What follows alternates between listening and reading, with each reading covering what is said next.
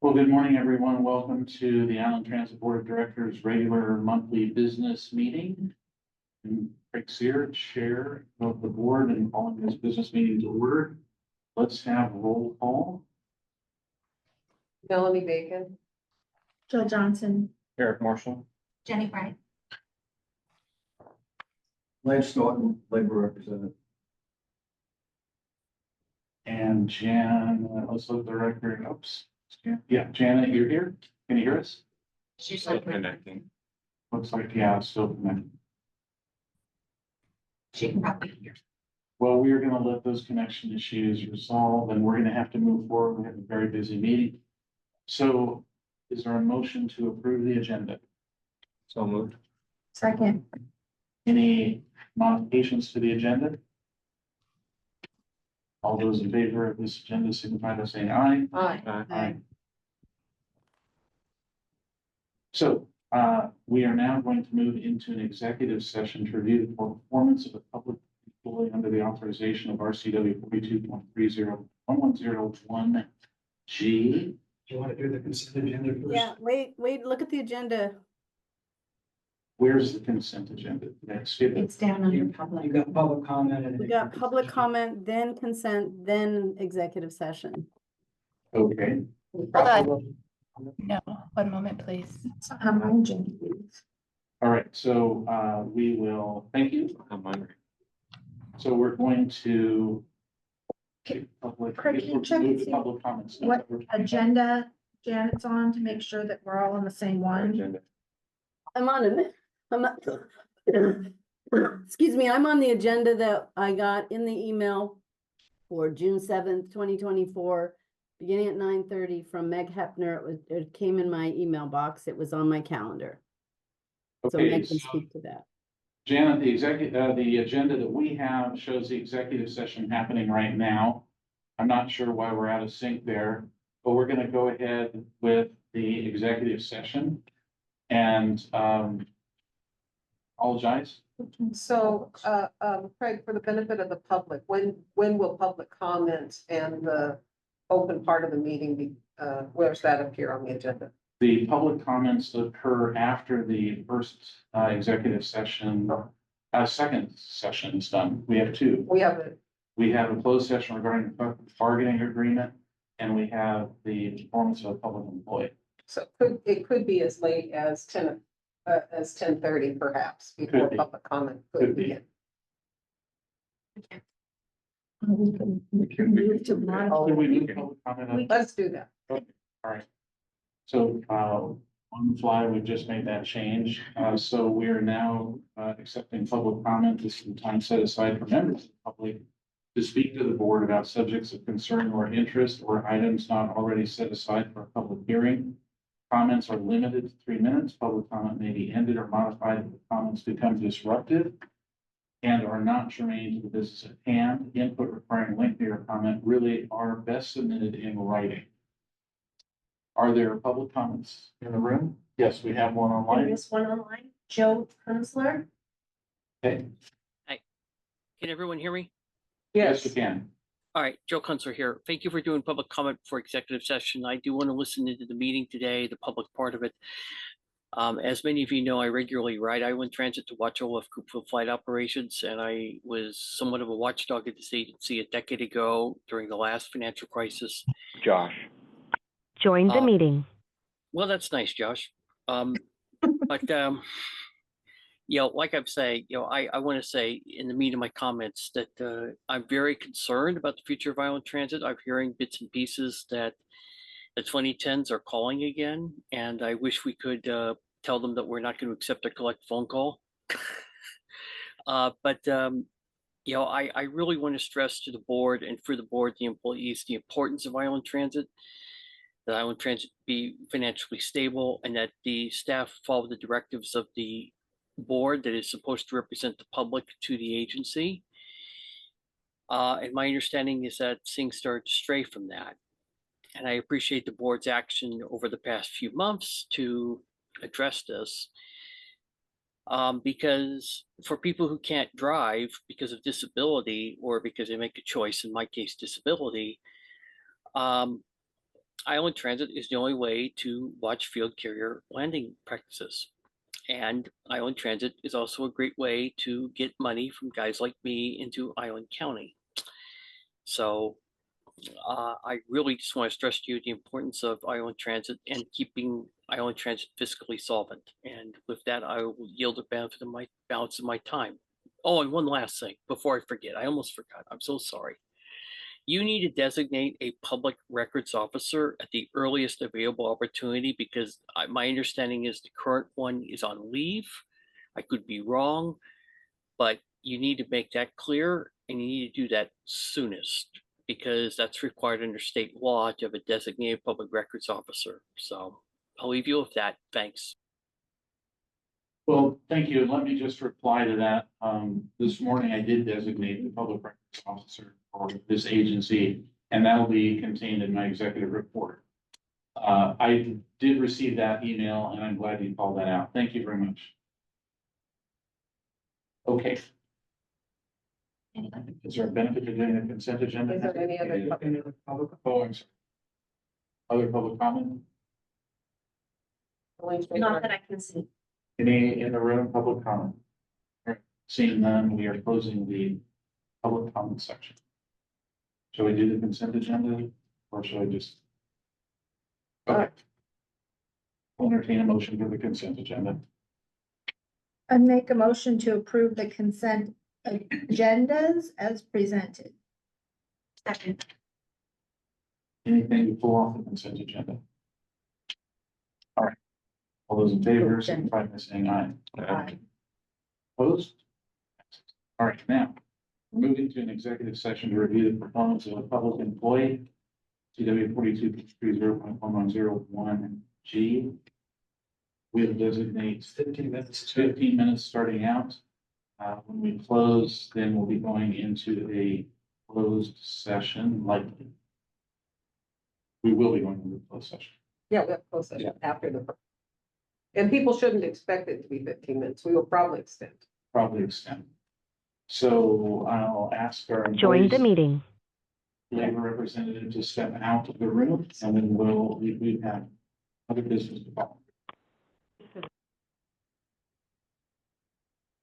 So we're able to take everybody into the waiting room. Oh, okay. Thank you. Very good, sister. You send texts out or something? I Is that can't do ready for us? I can't because I'm already having. Okay, we can stop the recording and the public can depart or put in waiting rooms or whatever happens. I still see people in the room. I'm wondering who's in the room and who's not in Yeah, our there's- online account here, We're Craig. still working on that, Janet. All right, just checking because I didn't want to start going. We only have the board of directors and legal counsel and physically in the room here. But online, Yeah, there you go. Okay. It looks like we need to admit somebody too.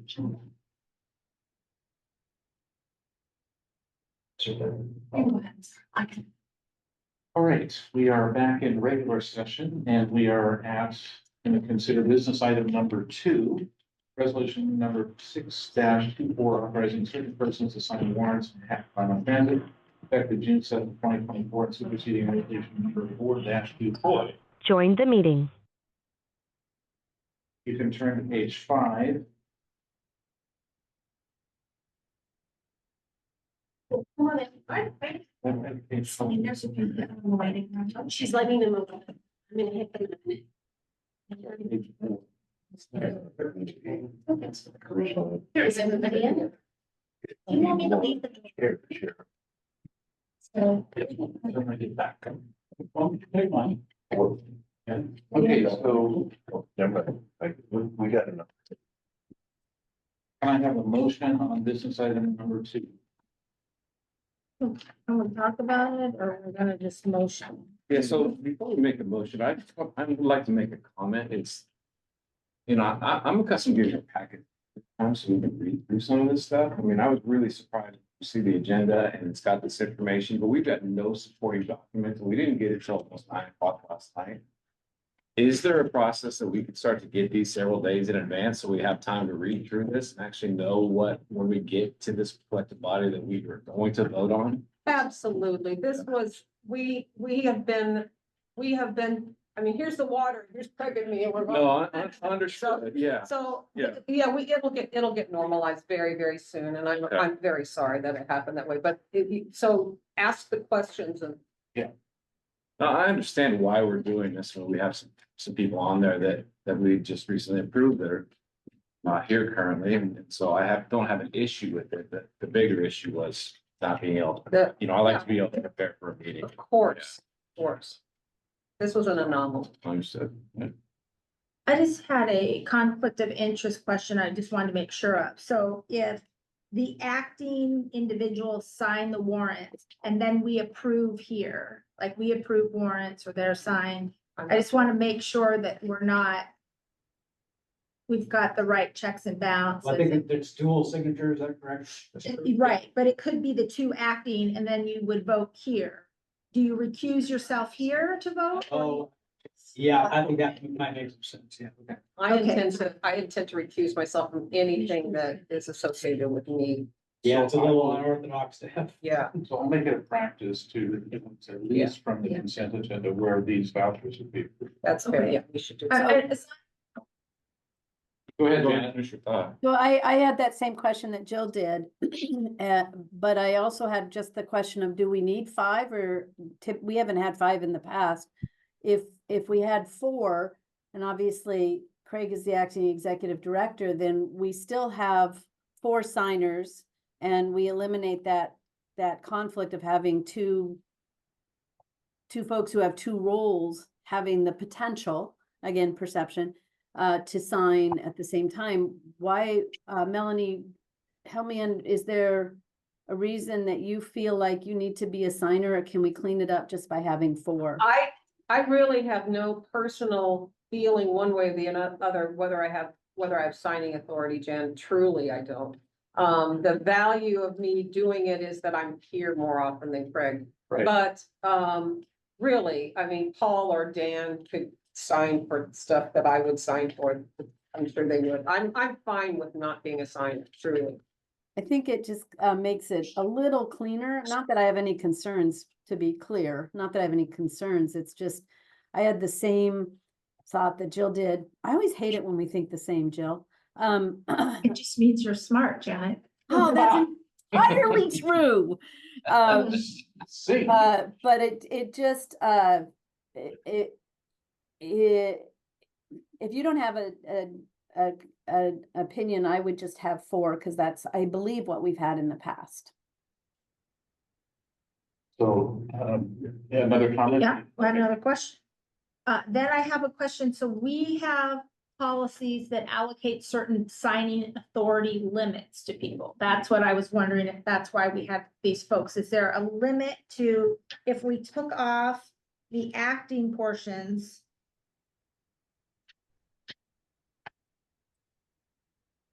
Is there a limit, for example, to what Paul can sign in Well, yeah, organization? This would have nothing to do with the authorities. So, but is it the reason that we need Craig to sign as acting executive director is because there's certain signing authorities that are only vested at his level that Paul couldn't sign for? Okay, that's what I can't. Dan's shaking his head. I can answer that question. Yeah. The limits are placed on the approval of the purchase. So once it's approved by certain levels of authority, the signers can sign and move that process along. So that's where the limits take place during the origin. So an example would be, I was given a paper today, a request that either Craig or I sign a purchase of $14,000 for some tables. And which I didn't do because we have to talk about whether, the whole thing, but the reason was that manager only has signing authority up to 10,000. And so someone like a Dan or Paul or Linda, they wouldn't know whether or not these are tables that should be approved. It really is going to ultimately be probably a Craig and me and the board decision, or the board decision. So for me to go tell Dan, Dan signed this, that's not right either. I think that's, so I think this seems simple on face value, right? Who's gonna, but but now kind of structurally, my questions are that I don't really understand is who currently has decision-making authority to obligate the organization for expenses? Is it just a given because they're built into the budget? So if they're built into the budget, then it's an easy obligation, or, That should live in the procurement policy. Yeah, I can answer that as well. okay, thanks, Paul. That, of course, the board approves it. Then they've given us the authority to spend that money. However, the procurement policy says anything under $10,000 can be approved without management approval. Although every procurement does need to be approved by the manager. But at $10,000 now, it has to be the executive director. That has to give that approval, like anything over 250,000, it's board approval. So those are the limits. Every procurement needs approval in the system according to policy. So by adding these acting signatures is, first of all, I mean, Melanie said she'd come up, but if Melanie stayed in there, she's authorized from 10K to 100K? Or she's authorized to sign to 10K? Every signer is equally authorized to sign a check and have that payment made. And the reason I think it's a good thing to have more rather than less alternatives is if somebody gets sick or is out and you have backup. There's another reason, I think we might want to retain Melanie, and you mentioned it, Melanie, is that you are able to be here more often than I am here less. So I would advocate that we leave the list like this. So looking at the new list versus the old list, Linda looks like the new person. Why was that person added? Dan, can you talk to why Linda needs to be a signatory? So Linda's was added because, it just, again, gives us more people to sign. So then we have 5 in case someone down or sick, but, if board desires her not to be on it, she needs to be. So it's just to give us more people. Of all I the think things it's we don't important. want, of all the things we don't want to delay, though, it's payroll. Right.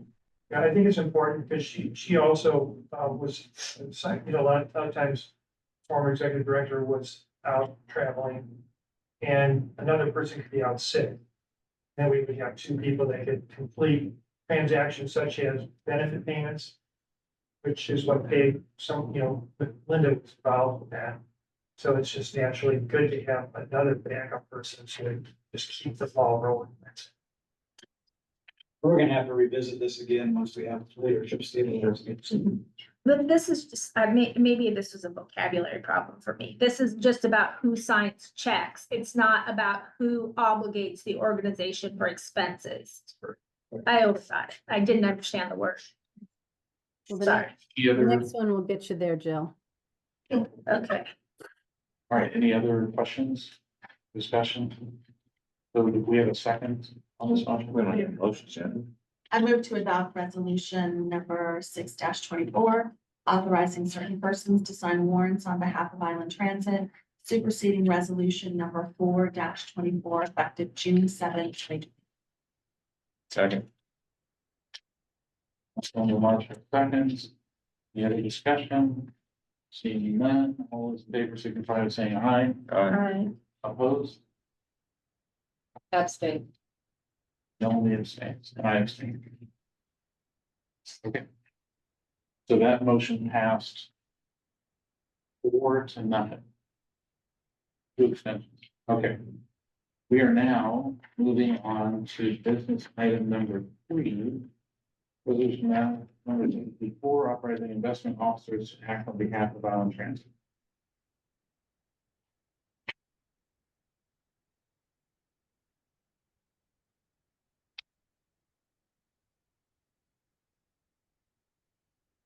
Have we ever had an investment officer before? This is unfamiliar territory to me. Paul said yes. Our previous investment officers were the executive director and myself. Uh-huh. Duties are mostly to oversee our cash balance and our investment balance and to interact with the treasurer to make investment reports. I'm fine with this then. I just, it was probably a business as usual thing for often and now I'm fine with it. This says a prudent person, Craig. We have to have a prudent person. That's me. All right, any other discussion questions? I see none. All those in favor, say I aye. make a motion to approve resolution 724. Second, anybody? A second. Seconds, any other further discussion? So all in favor, signify by saying aye. Aye. Right. Those opposed? Abstentions, I'm abstaining. Motion passes. All right. We now move on to business item number 4. Possible action regarding scheduling special meetings of the board. I'm recommending that we put a placeholder for June 21st for a special meeting, 9:30 PM, 9:30 AM. Sorry. We may cancel it, but no. We don't need a motion for that. I would ask, because I have a standing meeting at 11, that we end by 11. If we're gonna, I don't mind starting a little bit earlier at 9:30, but I would ask that we end by 11. Duly noted. Okay, thank you. I don't allow my other association wants to do that anymore. I think I would still be at or on my way back. Do we want to make it in the afternoon or that would make a difference? Yeah, it would make. I should be able, let me double check. You guys can go ahead and do it and I'll try to zoom in. Okay. All right. We may not need it. It's just that it seems like waiting another month seems like just too long. Sure. If something comes up. Okay, we are now moving on to business item number 5, service cancellations and coach operator recruitment. Brad, take it away. Good morning.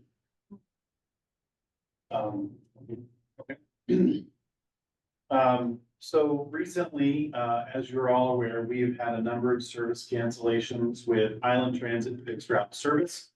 Today's presentation is to talk about why those cancellations have been occurring, what staff does to mitigate them, and some steps that we are looking at moving forward. So first off, our service cancellations are due primarily to low staffing. This can force us to keep an irregular schedule, and sometimes we are trying to alter our schedule on top of that because of ferry service reliability. So we are looking to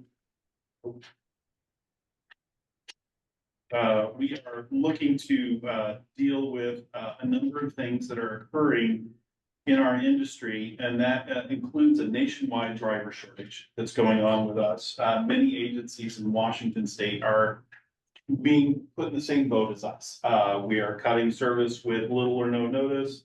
Many agencies are still operating below pre-COVID service levels. They have not been able to restore that. Some examples, King County Metro with a 4% service cut, as well as Skagit Transit has had multiple rounds of long-term service cuts where they have cut certain routes for months at a time until they are able to get their staffing level back up. About a year and a half ago, I was on a statewide committee. Pierce Transit, some of their staff had to leave that committee because they were going to a board meeting to discuss a 10% service cut because they were 80 some operators short. So this is something that is not, it's not island specific. Next slide, please. The staffing shortage comes from all sorts of issues. So there's not a silver bullet per se where we can say, oh, well, there's just this one problem. And if we just fix that, then everything else is okay. By contract, we have to allow a certain number of operators out on vacation. There's also FMLA as well as the state's FMLA program. There can be short-term sickness, as well as various retirements and separations. So these kind of things come along, and our staff has to deal with that. Our staffing level is not a stable number. While we are budgeted at 57, and that sounds like it would be a stable number, our actual average operators is in the mid 40s on most weeks. And so things go up and then things go down. Right now, our current bid requires 38 full-time drivers. However, on the next slide, you know, the question becomes, what does it take to support 38 drivers? And when you look at things and how attrition affects us, it can be surprising if you're not, you know, in it on the day-to-day. So in mid-May, we had a driver trainee class with 6 trainees that graduated and joined the driver ranks. They're just about ready to finish their ride share portion. That's where they're out with senior drivers. They're learning the routes, they're driving the routes right now and kind of going through all that process, and they'll be entering our workforce here in Sean about another week. But out of that class of 6, which sounds like a great number, and it is a great number, we had 2 drivers retire in May. We had 1 that announced an upcoming retirement in July, and then another driver separated for different reasons. So 4 of the 6 that we were gaining have been used up. And so, you know, that's just something that, you know, this is what happens. Our number of drivers goes up, comes down, goes up, comes down. And this chart on the right here goes through, and I apologize to the folks online that some of it's not coming up. We're having some technical issues on our end. But we start with 38 full-time bids. Our vacation allots 4 to 5 folks to be out at a time. That varies based on the time of year. Long-term medical, we can have 3 to 5 drivers out at the same time. Our call-in absences averages about 2 a day. That is what we expect. And then for administrative reasons, you may have to send drivers out for random drug tests. There's refresher training, there's other training that goes on, like CPR training, those kind of things. That can affect 1 to 3 drivers. So to support 38 drivers out in the field on a daily basis, we actually need 48 to 53 drivers. And like I said in the previous slide, we're averaging in the mid-40s. So that puts us at a disadvantage. And if these absenteeism, you know, causes, if we have 3 or 4 people that call in on a given day, that really puts the squeeze on us as an agency to maintain service on the street. Next slide, please. Through the last 5 years, our attrition, we have hired 19.2 operators a year, got them through training, got them into the workforce, but we have been shedding 23. So this is not a new issue. It's something that we have been working on and dealing with, and we're getting down to a point where we have to develop some solutions for this situation. And I should say that attrition includes also not just separating from the agency, but that includes internal promotions. When we added Sunday service, what was the number of staff that we added for Sunday service internally? Was 2 supervisors?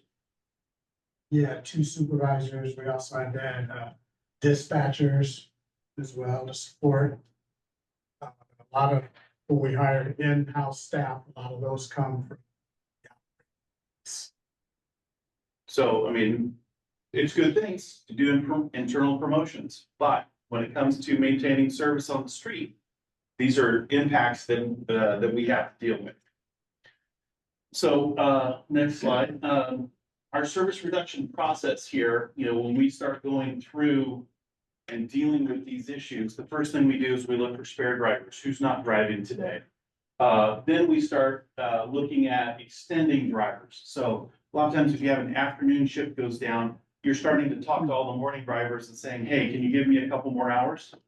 Can you come in? Can you cover this? Can you, maybe an afternoon driver can come in early and they can cover a 30-minute run for us. Because our drivers are cross-trained, we also talk to our paratransit drivers and see if some of the morning drivers can stay. So sometimes we can mitigate these impacts.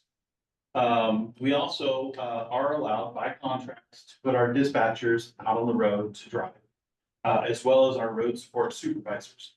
But, as Sean can, if you have questions for Sean later or now, some of those supervisors are not covered under the CBA, and that can be problematic to have them out on the road driving right now. Is that a fair statement, Sean? Yes. Next slide, please. So, mitigation works when we do it. This is on the right-hand side of the screen here, this is what our union bids and our shifts look like and how our drivers move around between routes. So when we cancel, when a driver is short and we have to cancel one of these afternoon bids, it's not just one route that's affected. There are multiple routes as the drivers move around and get things covered. So when, in this recent example, the 24B shift, which is this one here, was canceled, that affected a total of 12 trips, but we were able to mitigate that and cover 10 of them. But we still had a couple of trips that went down. And so that is how staff internally tries to go through these issues when something happens and limit the impact on our public. And we're also hearing about it a little bit more because we have now started using a new service called Simplified Transit that has been out there for, we've been using it about 6 months. So as things have happened, we are starting to push information out a lot faster and in a lot more noticeable ways to the public. And so the public's realizing what's going on, and that's also where we're getting some of these comments from. There's various ways that we put this out. It's not just on Simplified Transit, but there's social media, website. And so we're trying to get these out, and Celine makes herself available. So if we find out at night, if it's 8 o'clock at night, and we find out we have a vacancy the next morning and what's going to happen, she is notified and that stuff gets put out. So we try to make it happen as soon as possible.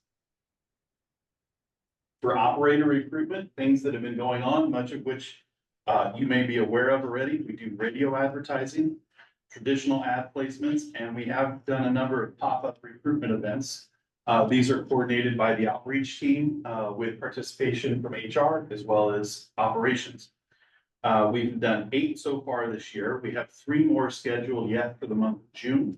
And we are arranging, we have 2 now that are arranged for July.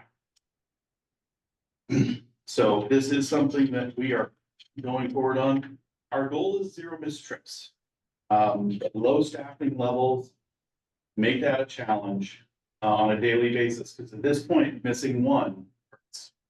And that's not putting a black hat on our operators. They're not the bad people in this situation. Life happens. This is, you know, and we have to roll with that when somebody gets injured, when somebody gets sick. How do we, you know, figure this out? And so, with that, I'm open to your questions. Sean is here as well if you have operator specific questions. So I just want to make a comment. You can tell me if I'm wrong or not, but this is just one of the things that I've, it's my assessment after listening to people for the last week that, I mean, you listed why absenteeism, you know, people take vacation, people get sick. But I think that the root cause of a lot of our absenteeism appears to be just exhaustion.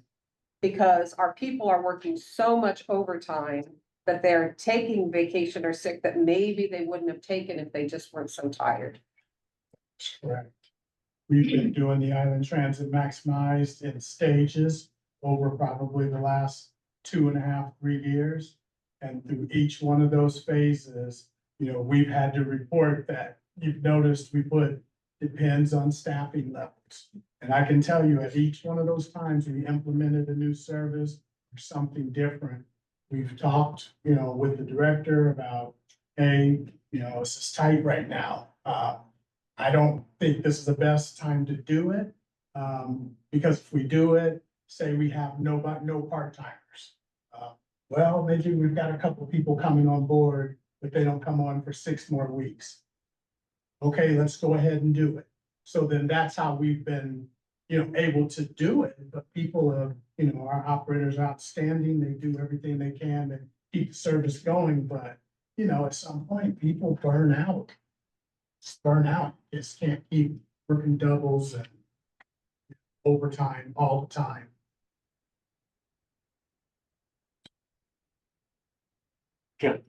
The Sunday service decision, which takes more staffing and more, if what we're not able to do is meet our Monday through Saturday commitments without burning people out, should we revisit the Sunday decision because we added another day that's stretching the same number of employees? Let me just jump in with that. You're gonna get an answer to that question on our next agenda item. I'm asking it now. Well, there's a thorough presentation coming up about the service cuts that are being recommended by staff. And Okay. it will help answer the question. Okay, this would, to Eric's point earlier, this would why I'm not gonna look at my computer 9 o'clock at night, right? So Right. I don't have the sequence of what's going on. Yeah. So, this might be a question for Sean. So Sean, when we talk about the 38, kind of the 38 people that we need to have, Yes. I know we have more than that, but we're just kind of doing averages.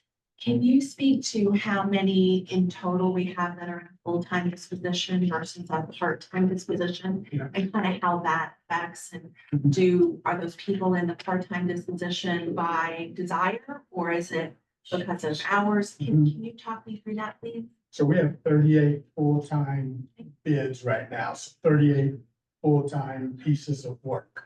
Everything outside of that would either fall to, we have so many e-board positions. And then the rest fall down to part-time positions. And those are the people that fill in for those 38. So currently, I think we have about 42 on the board. Hoping that we're close there because we're back and forth.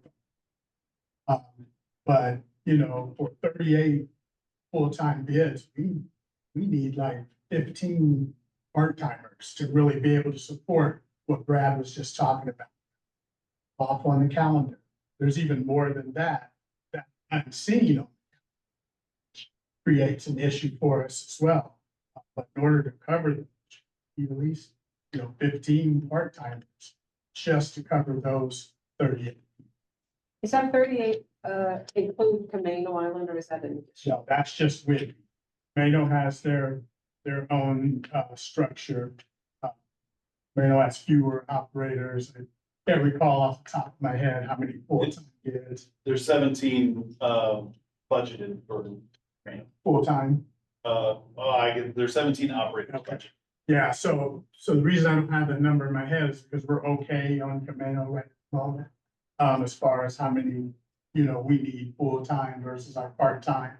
I saw an email from you, Craig, where you had asked, we said we had lost those 2 people on Camino, so how could we be, good if we lost those 2 people? Well, we had 1 application in the till, basically sitting, that missed the cut. And then we had a walk-in, so we were able to do a video test all in one day, interviews and get all that going, and those 2 people actually made it through it, So I'm curious about service cancellations. Are they mainly focused on Whidbey? What's the situation on Camino?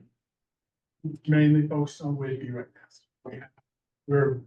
We're comfortable right now on Camino. Need to be there, so we have to do that.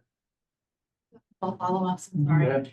So the people that are part-time desire to be part-time, or are those people hoping to get into a full position?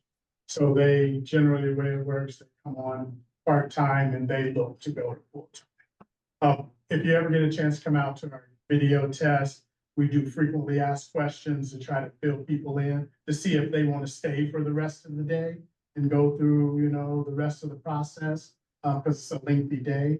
But that is one of the things that we tell them, that this is a part-time position, you're guaranteed 20 hours with individual benefits. However, right now, we're currently, have people that are working 40, 50 hours a week, which you have a problem with that. So it gives people, get a chance to think if they were just coming in for just 20 hours, because I have that once they come on board and they're like, hey, you said we were only gonna work, 20 hours and here I am, working all these hours. So we're very upfront with them of the expectation. So we probably don't have attrition in the part-time ranks, people waiting, trying to be full-time. No, because it used to be that it was like two years maybe.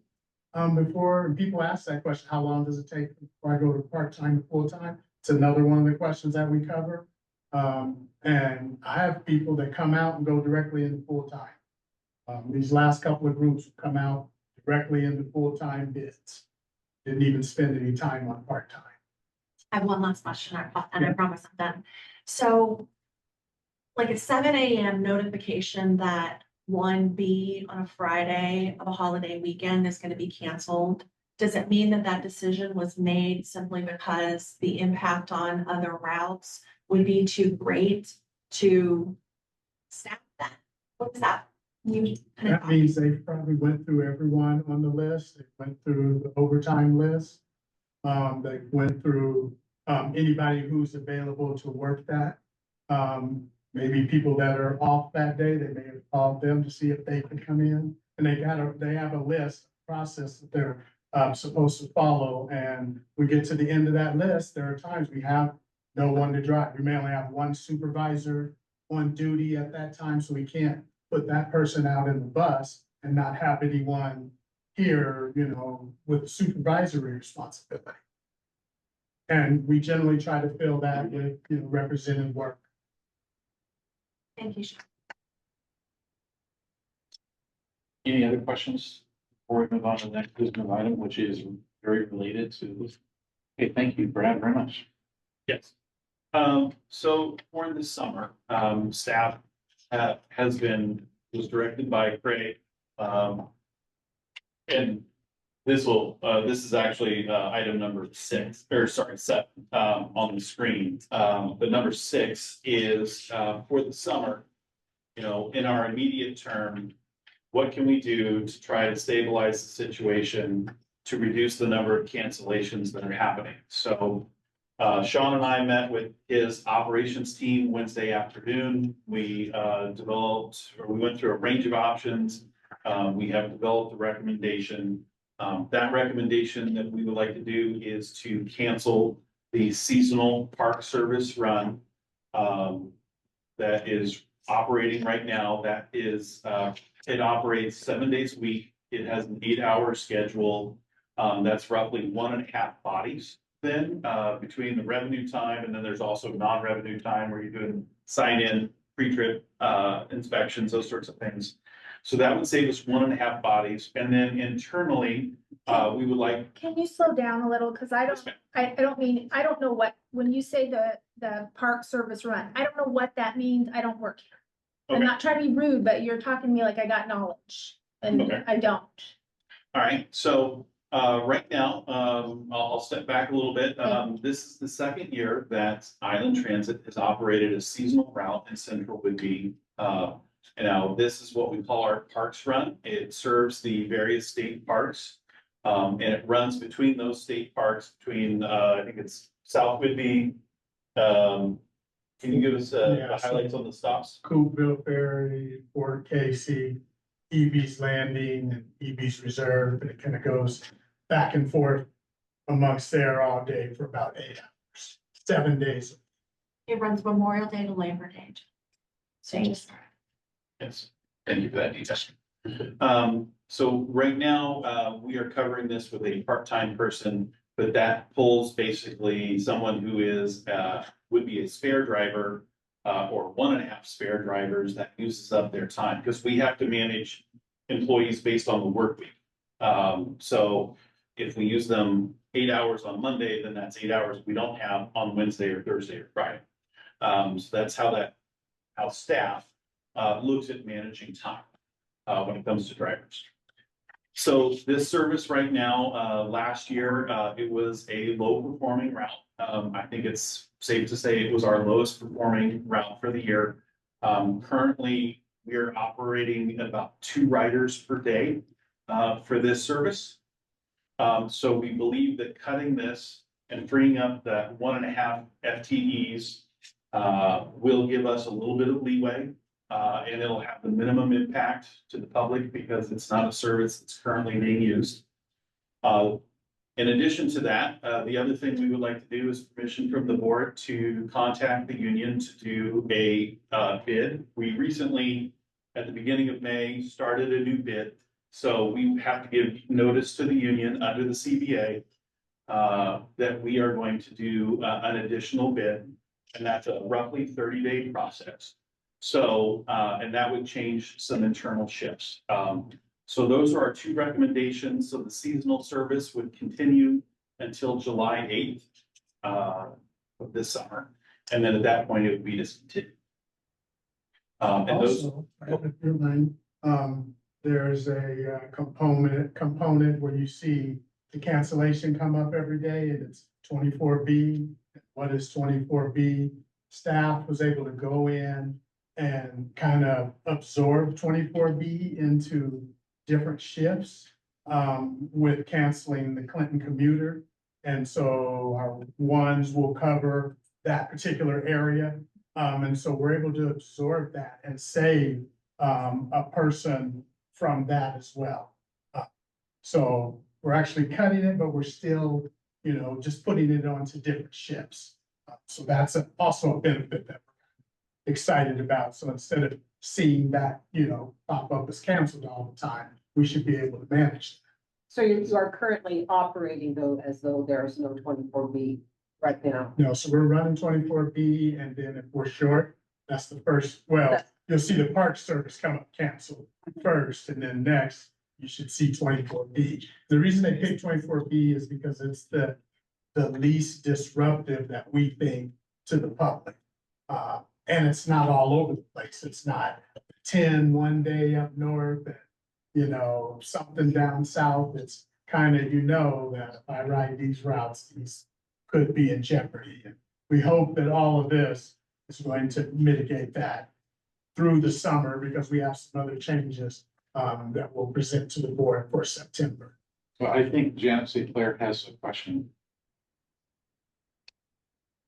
We can't hear you, Janet. You're muted.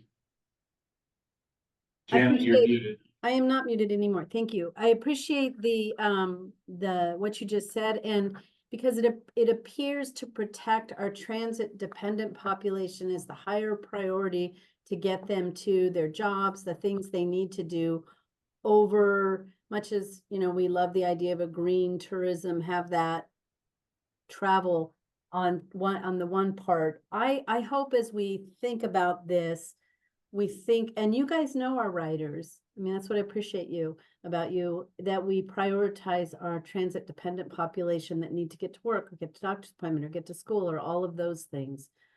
So that's my only comment on this. Unless I'm wrong, Sean, you can jump in and say, oh, Commissioner, you got nothing on that. You're wrong. Thank you. and if I could contribute, this change to the 24B, it's because it's a permanent change to a shift and it's a change in working conditions for our union operators. That's why we have to go forward and notify them that we want to redo the bid, because that under the contract obligates us to notify the union and have the bid, things like the bid committee and stuff happen. Did you have to miss what is brought? I'm sorry. So if somebody was to want to go to one of these park destinations, they could use on demand? So this, no, so on demand wouldn't take them there. Okay. To the specific parts, into the park. It still covers the 6 area here in Coopville and out to the ferry, and the Admiral's Cove area. So they're still gonna be able to, get use of that, but they wouldn't be able to get down into the park. And there's not fixed routes that, like, we don't do a drive-by to EV's Yeah. lane or any of that. Okay. So Route 6 is close, but I mean, if you got off, That's all I was that's a thinking of. long, That's a long. that's a long hike. Okay. From there, and then on the Parks Run too, in the very beginning, you know, Edie's Landing, that, we shouldn't have buses down. My opinion, it's tight, and our maintenance department agrees with us. We have one of our electric vehicles go down, we have to have a special tow to come in there and get that bus out of there, that van. out of there, let alone a bus. Councilmember Marshall. I'm sorry if I missed it. 24B. 24B is one of our shifts. That's what we call it. So the 24 shift has an A, which is our morning component, and then the B is the afternoon/evening portion of that shift. So we would be canceling a driver shift and shifting that work around to, and altering all of our other shifts. Can you bring that slide up? I've got something that will visually demonstrate this for the board. Was that 24A? Yeah, that's 24B. Um,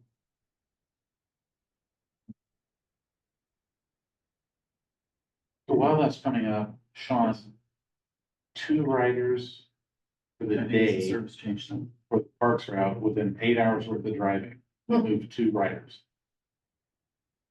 And the total volumes for last season were not high. No. No. No. I want to say it was 7 or 6 during the weekday, Not one. You wanna keep. and it was less on the weekends. Eliminating that route, though, doesn't have any impact on paratransit areas served, or it does. No, we'll still cover all the para associated with that. Yes. Because we still have the 6 in the. Okay. Still. So this is an example of what our shifts look like here. And so what we've done with the 24B, which is this run here, the majority of it is converted into paratransit service time. So paratransit is one of the hidden costs on our drivers because we all notice when fixed route service is canceled. But so that the board is aware, under the Americans with Disabilities Act, transit agencies that receive federal funds are not allowed to deny service based on a lack of capacity. And to the extent that the FTA has made it clear, if you need to cancel fixed route service to fulfill your paratransit demand, that's what you do. And so what happens with our spare drivers is when our demand goes up for paratransit, our spare drivers get put onto paratransit first before we can use them to cover fixed route gaps. So then you have some absenteeism and a little bit of demand. And if those 2 things occur on the same day, then that really puts a crunch on our personnel and how we use them. Sean, you want to talk about what's been going on with paratransit demand briefly? Paratransit's growing. We were doing, said about 180 trips coming out of COVID. And now we're up to about 240. There was a time at Jill, back when you were on the board, we were doing over 300 trips, and we expect to get back there. And we also expect the on-demand to grow as well. So it's kind of the boat we're in. We're seeing that paratransit pick back up. People are getting more comfortable going back to their appointments and doing things, and moving around. And so this, this large chunk with paratransit, that's about 6 hours of service, will help us deal with that demand so that our spare drivers are not pulled into the paratransit service. But it still is what we call a partial shift because it does partial, a certain number of fixed route runs there at the end. So this is what I mean by saying that we are altering the conditions of work for our union drivers. And so we need to go through a process to alter our bid. Would you say that's correct, sir? It is. So Eric, when you're talking about the shift, that 24B it may do a route 2, a 411, and a route 1. It can do a series of things, but internally, that's what we call 24B. Public wouldn't know what 24B. It's a shift, not a route. Yeah, gotcha. So by making that modification, how many drivers would we look to potentially gain there? We're talking about canceling the parks, we're gaining 1.5 approximately. That's, Yes. so if we make this shift to 24B, how many drivers are we gonna gain? That's another driver. And what that does is we're regularly using spare drivers. We're adding extra runs on paratransit. So now instead of those spare drivers going into paratransit, we're just planning on that work occurring and we're handling that with this shift. So that frees up a spare driver. So it is a body that we free up on our spare space. So we're gaining potentially 2.5 drivers, right? Is this and I apologize because didn't have the information. Is that the extent of the changes we're looking to make in the summertime? Yes, sir. So summertime, I would imagine, is probably our busiest time for vacations, right? So is that going to be enough to cover the routes, so having only 2.5, or are we back to Jill's point originally about the Sunday routes? You know, is that something that we need to potentially take a look at to make sure that we have enough drivers to cover the main routes and making sure that we're, Jan's point, that we're covering the to work and all of those important ones. Not that Sunday's not important, but I would think the work week is probably vastly more important. So given what we're tasked, this is pretty much the most that we can do without looking at Sundays and getting into a bigger cut, right? So we're looking at what can we do that's going to get us through, because we have some changes set up for September that's gonna kind of complement this. But if we were instructed to go deeper, if that was something the board was really looking at, then, obviously something that. I think you're hearing that the board would like to see what the utilization is on Sunday, and what the impact on drivers would be if we cut. I mean, realistically, are you gaining enough efficiencies with these 2.5 drivers during the summertime to cover what we need to cover? Or are we just putting a Band-Aid on a bigger cut? So it's a Band-Aid, that's necessary. Yeah. However we do that. No, it's not enough. Okay. Wish it was more. Right. This is one of the ways that we're able to, mitigate, because we don't do anything. Obviously. Yeah. We lose 1 or 2 more people, and we're gonna be in like critical. Right. When it comes to, spilling ships. No, I support this, but I want to see if we need to be looking at bigger changes to make sure that we're covering the routes that are most important out in transit. Yeah. So I want to point out that Melanie and I met with the managers and on Monday and asked for this proposal in time for today. So I know it was a huge lift to get it here, and we'll take a look at Sunday. That will certainly be more painful to consider, but it depends on the number of people riding, et cetera. So, yeah.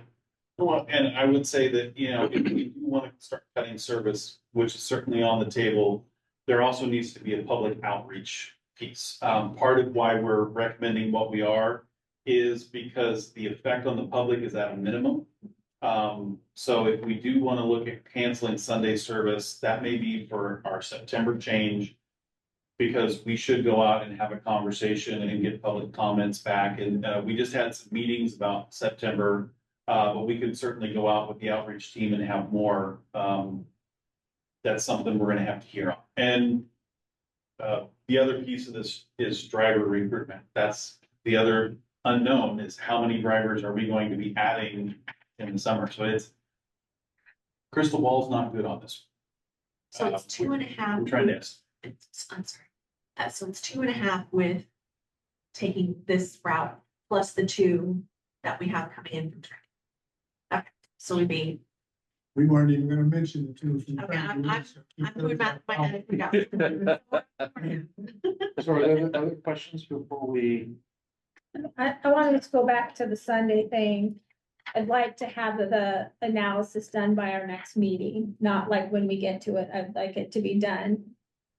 Because it's just confusing to me how we added expectations when we weren't able to meet our original ones. And I appreciate the community outreach portion you're talking about, but I'm not really interested in opinions. I want to see the utilization and the impact on the drivers in order to stabilize the existing routes we have. So, because what I don't want to do is narrow service routes and then impact paratransit or those other programs, right? I'd rather just say Sunday was a frosting on the cake. We can't sustain the frosting, we're back to the cake, if that's the decision we have to make. But I'd like it to be looked at through the lens of efficiency and pragmatism. If we keep burning our people out because we like Sunday, that's not a high enough value for me. Yes, ma'am. I agree. Craig, Janet has left. Can you read whatever Janet's note is that she? Oh, somebody else, I can't see it. I will leave at 11 a.m. I would respectfully ask to pull item number 8 and 11 until our next meeting unless time sensitive. As noted, we did not have notice on our packets for preparations and questions. If the body wishes to continue, I understand. That's fine. There's also another note from Tim Moore, who's one of our participants. Okay, go ahead and read it. He states, to help sustain operators and dispatchers and get more employees, Island Transit needs to bring their wages up to industry standards instead of $6 an hour under industry standards. So we're not gonna talk about contract issues like that here in this open public meeting. So I'm gonna recognize another individual in the back there. I'm Trainer Hunt. I'm part of the executive board union here, representing the union. This whole issue that you're all talking about is needed, I think, also as far as canceling. Because our drivers and their dispatchers and basically a lot of other people too are all getting severely overworked. They're all getting burned out, and by trying to do something here to resolve it, bring it back to some sort of scale that can be doable. This is a good start as far as that. And I don't know about the Sunday service. I know that has been a popular thing. And but hopefully that doesn't need to be canceled, but the parks has been used very rarely, and from what I've heard, it's mostly just getting people like from the ferry to Coopville or around different little spots here, not getting what was intended for to service the parks. Actually, they're just using it to get around in between that. So I kind of agree with the talk about potentially canceling this and changing our bid process. I'm sure that the union would be in favor of talking about that and negotiating it. I'm a little confused. I couldn't read exactly what 24 that route was actually going to do. Primarily covers the Clinton commuter. So the Clinton commuter, that piece of work would go away. And that service would be covered. All of the routes down the south end that service the Clinton Ferry will go up and service the park and rides. And then that covers what the Clinton Ferry does now. So that's how we say that. So you would loop by the Clinton Park and Ride. Okay, yeah, but that's so easily handled by another bus. So that's what we're doing. Instead of having the Clinton connector down there. Okay, I'm gonna interject here. Yeah. I think we're done with this. I appreciate the boots on the ground viewpoint there, Trainer. We are now going to entertain a motion on business item number 6. Move to authorize the acting executive director to temporarily reduce fixed route service according to the recommendations made by staff to him and that reflect the staff presentation of the June 7th board meeting. The authorization for temporary reduction shall expire with the implementation of the September service change. Second by Councilman Bright. Any discussion, further discussion? Yes, Jill. Just to clarify then, that this is authorizing for the recommendations that were presented today, Yes. not any and all recommendations that come Correct. forward. Just Okay, today at the June 7th meeting. okay. Any other questions? Seeing none, all in favor signify by saying aye. Opposed? Passes unanimously. Thanks to the staff, Sean, Brad, and others who very quickly pulled this together. It's gonna make a difference. Thank you. Our next item still deals with service changes. Service has been an issue for a while. And when I first came on board in March, I was directed to start looking at what we could do to reduce staff as well as offer some more stable and consistent service on a daily basis. And we're starting with that by looking at our weekday service. So first page So the issues that some of our service is facing is like we're talking about service cancellations because of our low staffing. Currently, we have some irregular schedules that we're operating on a weekday basis where instead of a lot of folks learn how to use transit because they know the bus is coming at say 07 past the hour, that's when they need to be at their stop. But our routes currently jump around. So you might be at 07 and for the first few runs of the day, and then you got to be there at 23 after, and then you got to be there at 44 after. And so it gets to be confusing for our customers, especially when like Tony on my team is doing travel training and he's trying to teach senior citizens or people with developmental disabilities how to use the bus, how to come on board and be a rider. That can be a challenge for them. Also, ferry service reliability. When the ferry is delayed, a lot of times in the past, we've been holding our buses to meet the ferry. But then that means the one isn't getting to Harbor Station on time. So everybody down the line then is affected when the ferry runs behind. So how can we handle this, have more reliable service that is not so easily disrupted? What we're going to do is we're going to be adjusting our weekday schedules. We're going to be reducing the number of drivers that we need on a daily basis. And I know it says 24 out of 38 ferries that we're going to meet. It's actually 22 out of 28 that we're going to meet. That was the last minute adjustment on my part. So if we go to the next slide, the routes that are affected by this are primarily on the south end, but not just on the south end. It's the Route 1 that runs the length of the island. It's the 58, 60, as well as our Route 6. So, and one of the things that we're doing with the Route 6, we were building time back into the Route 6 schedule so that if we wanted to go back to the Coopville Ferry, that time is in the schedule. And that is something that this week we were directed by Craig to look at is what would it take? When could we do that? So that is something that we're looking at restoring the Route 6 service to the Coopville Ferry. So your Route 1, okay, never mind. So an example of, sorry, yes, ma'am, is what does a consistent schedule mean? And so this chart here on the right kind of shows this is our current times for when we started at Harbor Station from 7 to 9. And you can kind of see we start at 30 and then it's 30-minute service, but then it goes to hourly service on the hour, but then it's half-hour service, then it jumps to hourly service on the 30, but then it's 45-minute frequency. It jumps around, but on the right, this is what it goes to.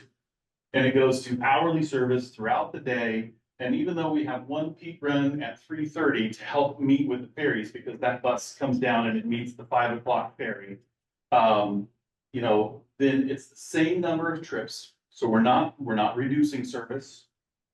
We are providing more consistent but stable service to our customers that they can, it becomes a lot easier for somebody to learn how to use the bus when this schedule, this type of schedule is gone.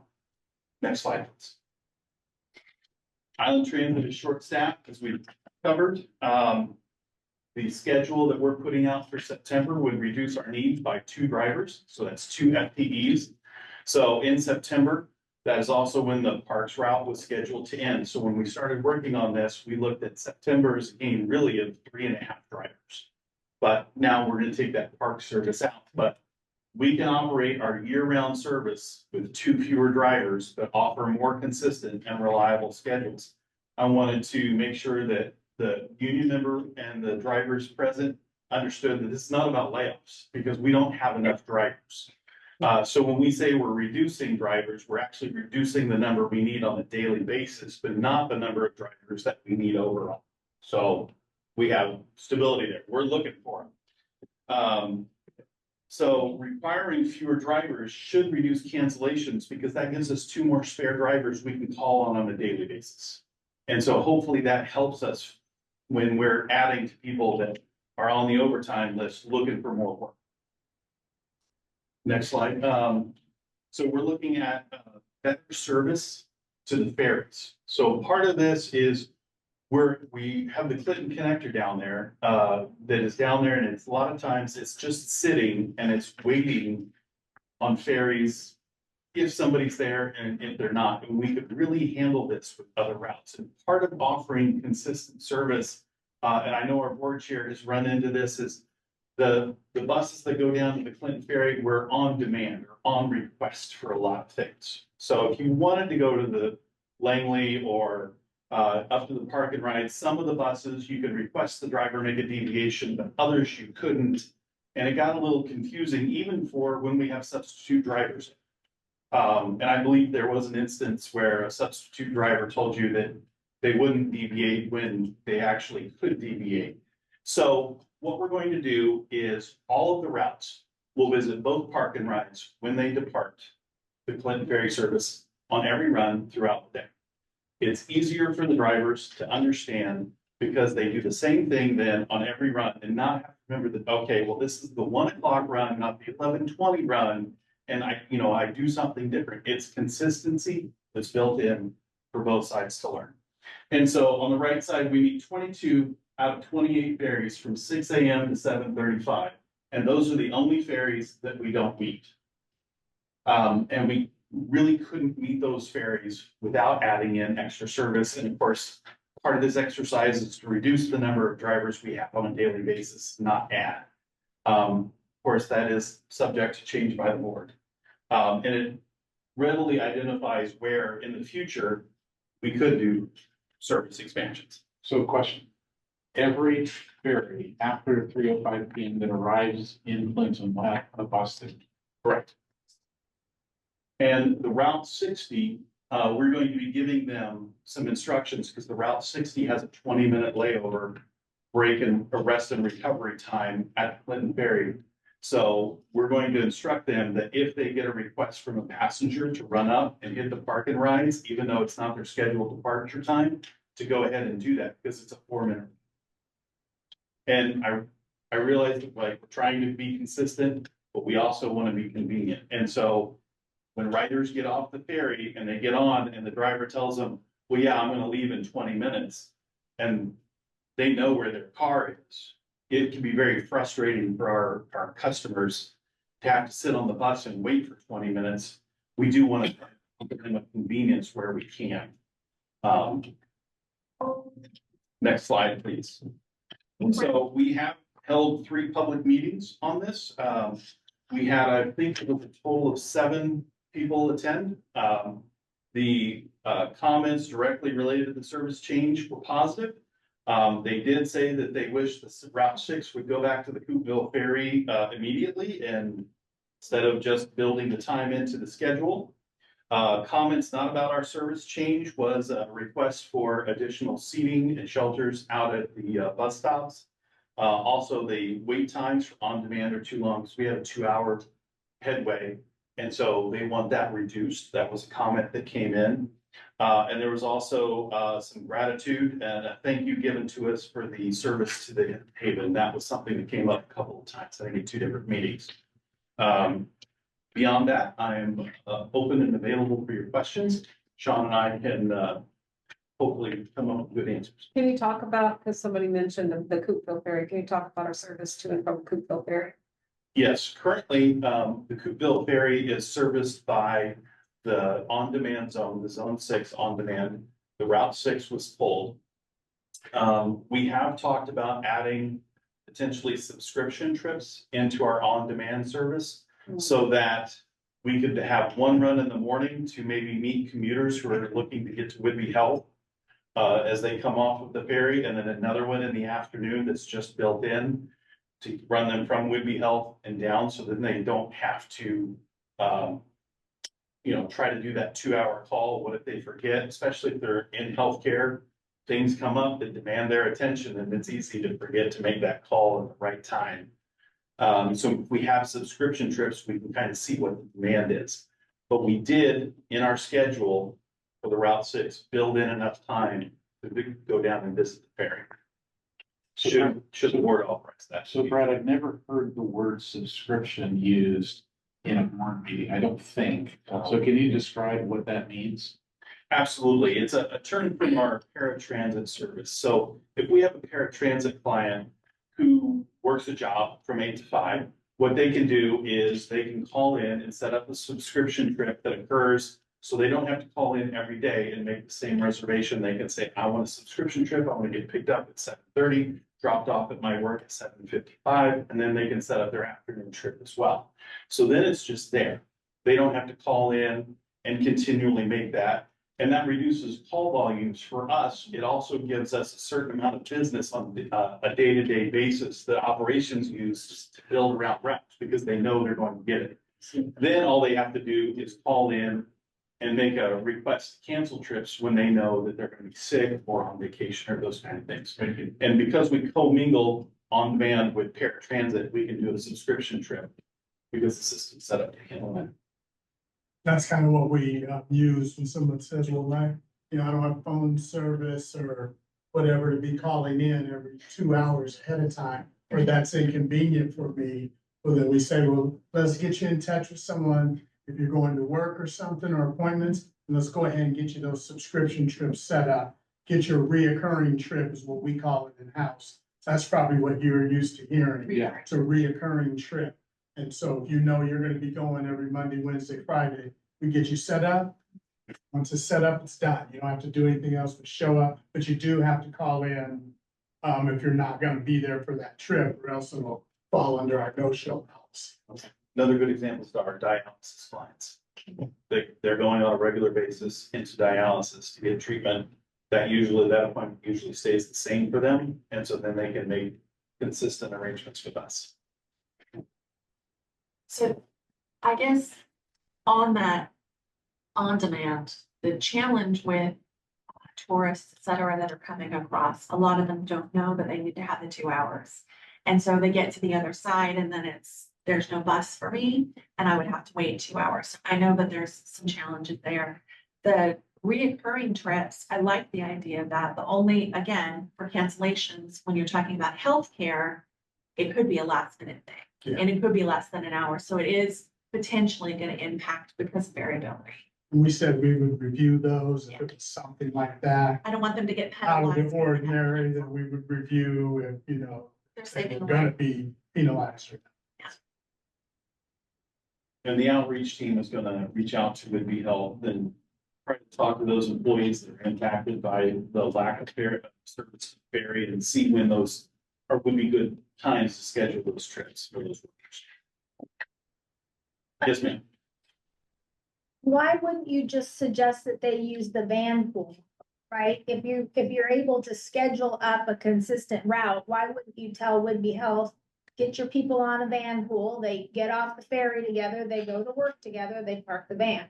They get off work together, they get back in the van, they go to the ferry, they park the van, they get on the ferry.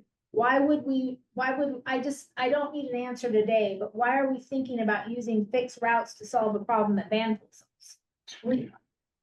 That's a good question, and we would suggest to them van pool, as we go out and try to do that outreach. Right now, I can tell you with van pool, we do not have any spare vehicles available.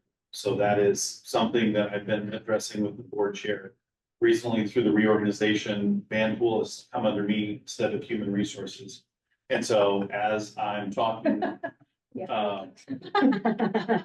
I'm talking with Craig, one of the things I indicated is, I said, we need to have some ability to have vehicles on hand so that we can start recruiting for new groups so that we can get them in, and this is a target market. And then can I ask one more clarifying question, just because when you were talking about the thank you that you got for taking people to the Haven, I'm not passing any judgment on anything, I just want to clarify something I thought. You're not getting people from the ferry to the Haven, are you?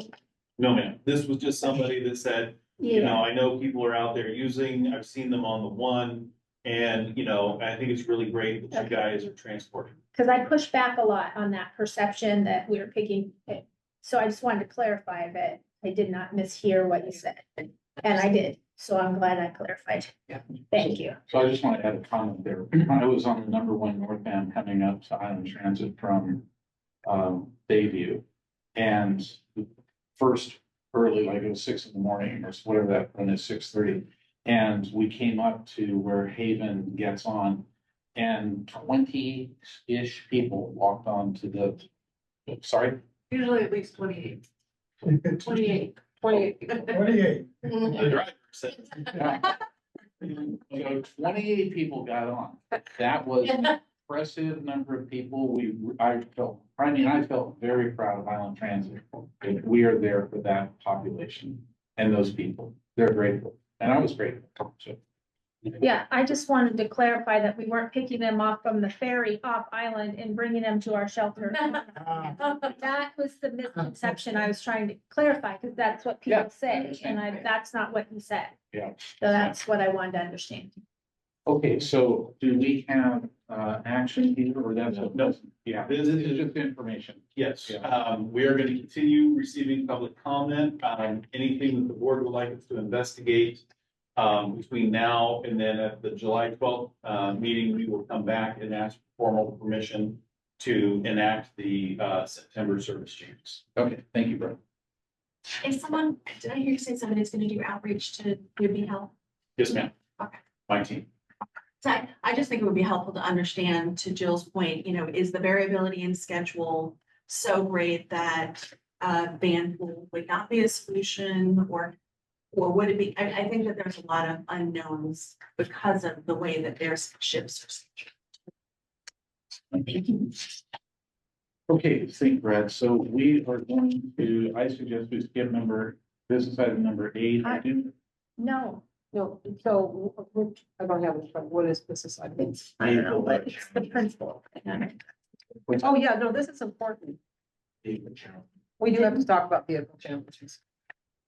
Okay, Janet. I mean, it isn't. She did ask. Okay. So Over here. we're all here, we've made the time, the majority of the board is here, and it's difficult to continue to schedule special meetings to accommodate everybody's individual needs. We gotta get the work done when the majority of the board's able to get the work done. Agreed. All right, let's talk.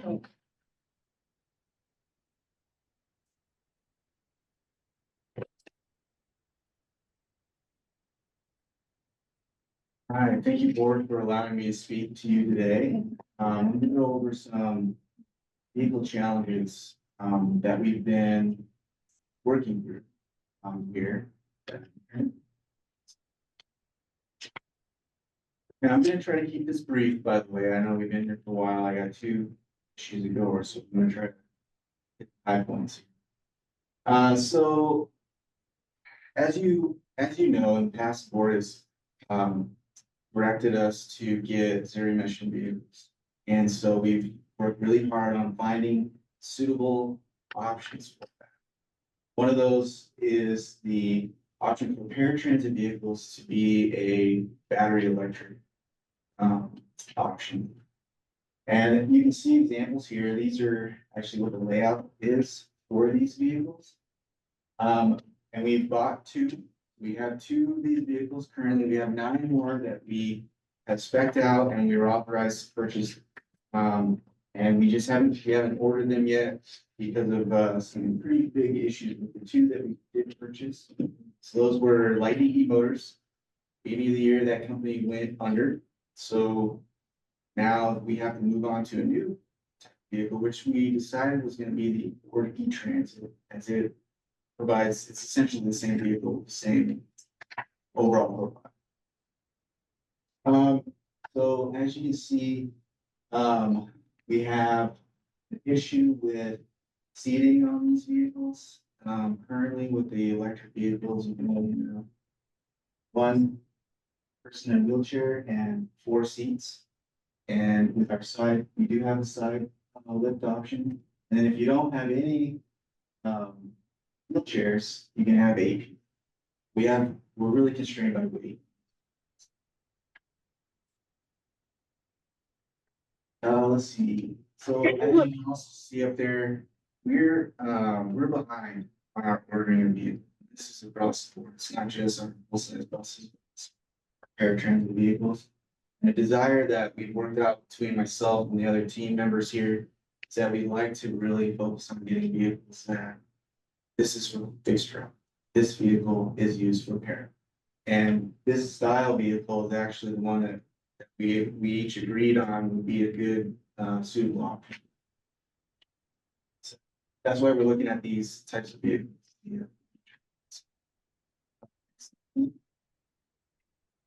So here is one part of the challenge. With any time you go to zero emission, as we know, there's fuel issues, there's power issues, and as well as vehicle availability.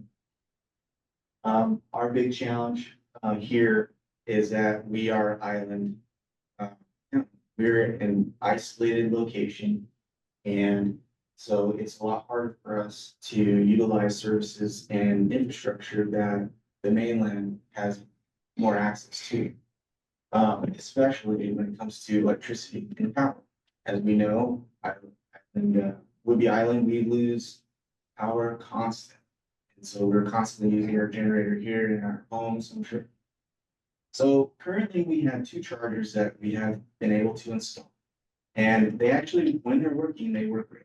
They charge our vehicles, it takes about 2 hours, which is extremely fast, to charge these vans. Fortunately, since 15, the 2 chargers we have, they've actually been down due to internal issue. Today, actually, we finally have a technician that's coming out, hopefully today, to try and solve the problem and provide a fix.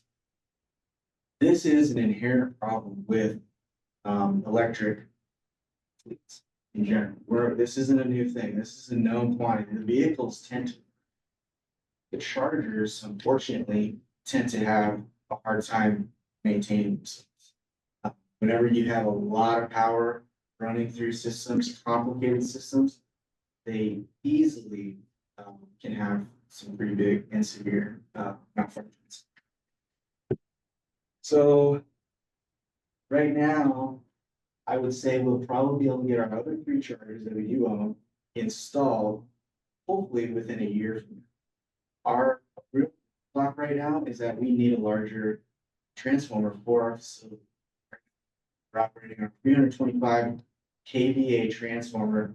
We're asking for 2,000. That's a big jump. The building was actually designed with that in mind. During the building process, the decision was made not to install. So PSE, we have to go through for that. They believe they can get us to be a transformer by the end of this year. But I don't have any confirmation of that, and we haven't been able to pay to order a new transformer yet, but that is being conveyed to me. So then we have our hydrogen vehicles that we've been planning to purchase. And I think that those are a good option for our service requirements and our needs. The issue that we're going to run into is fuel availability.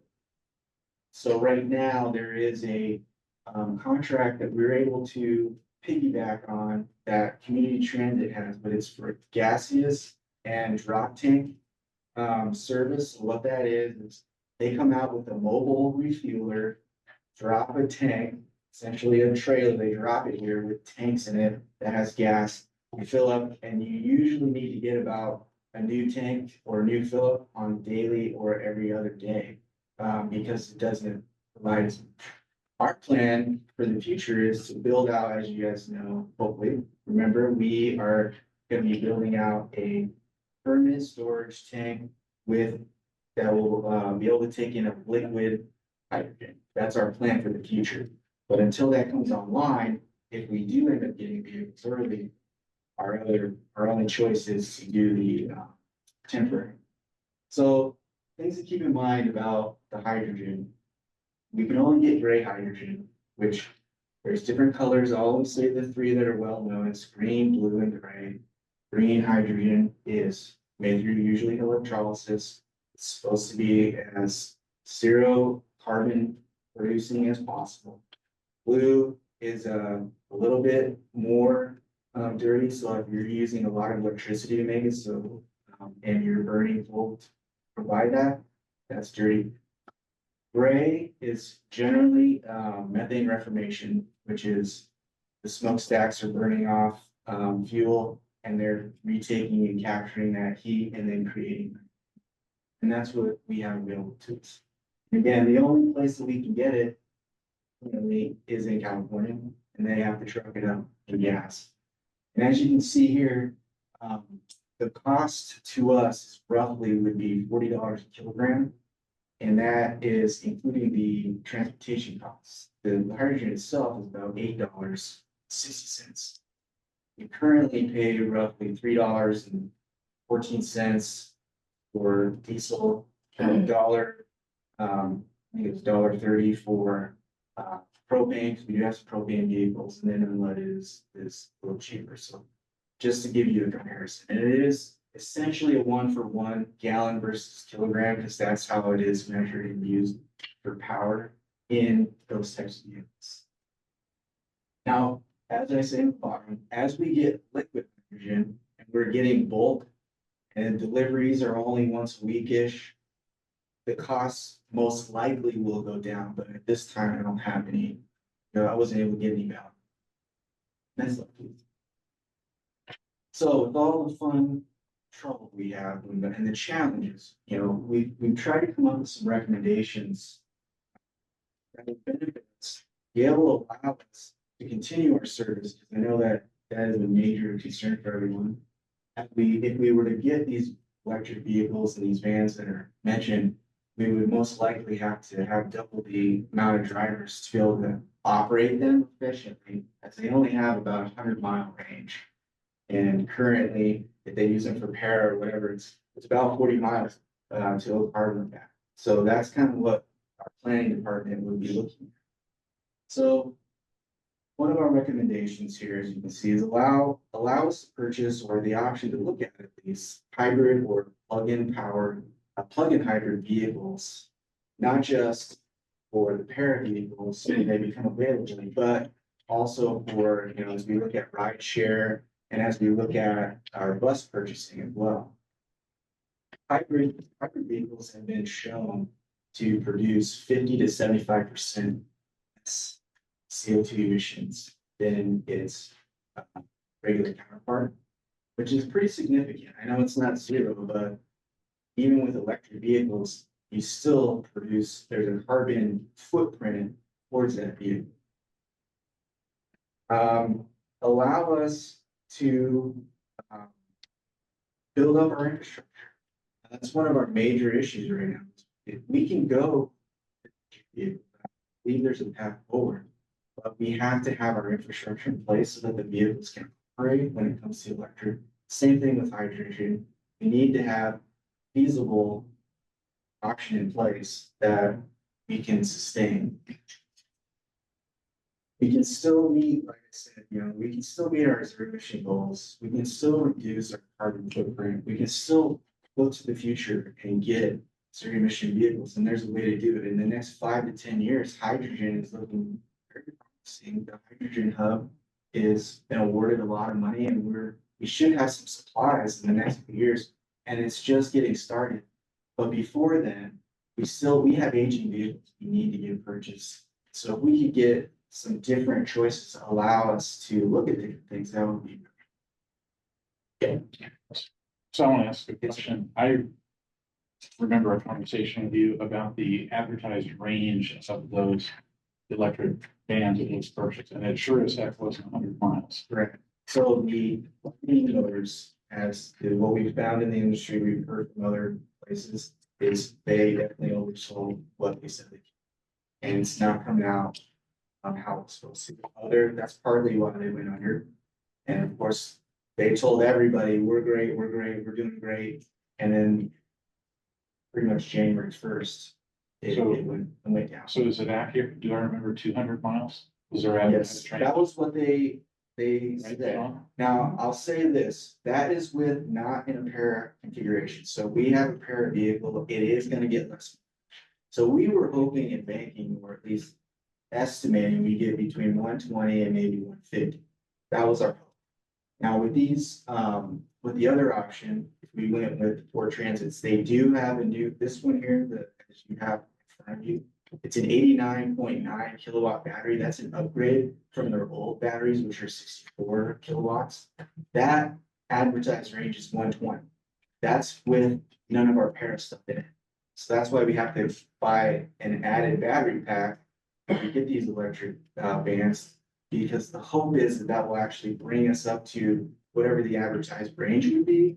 Because that battery pack then powers all the sundry items like AC, heat, radios, all the other things that tend to draw down on the range. Yeah. Other, yeah, no. Yeah, so, Celine, can you bring up the first page from this presentation that has those two electric bus, or electric vans?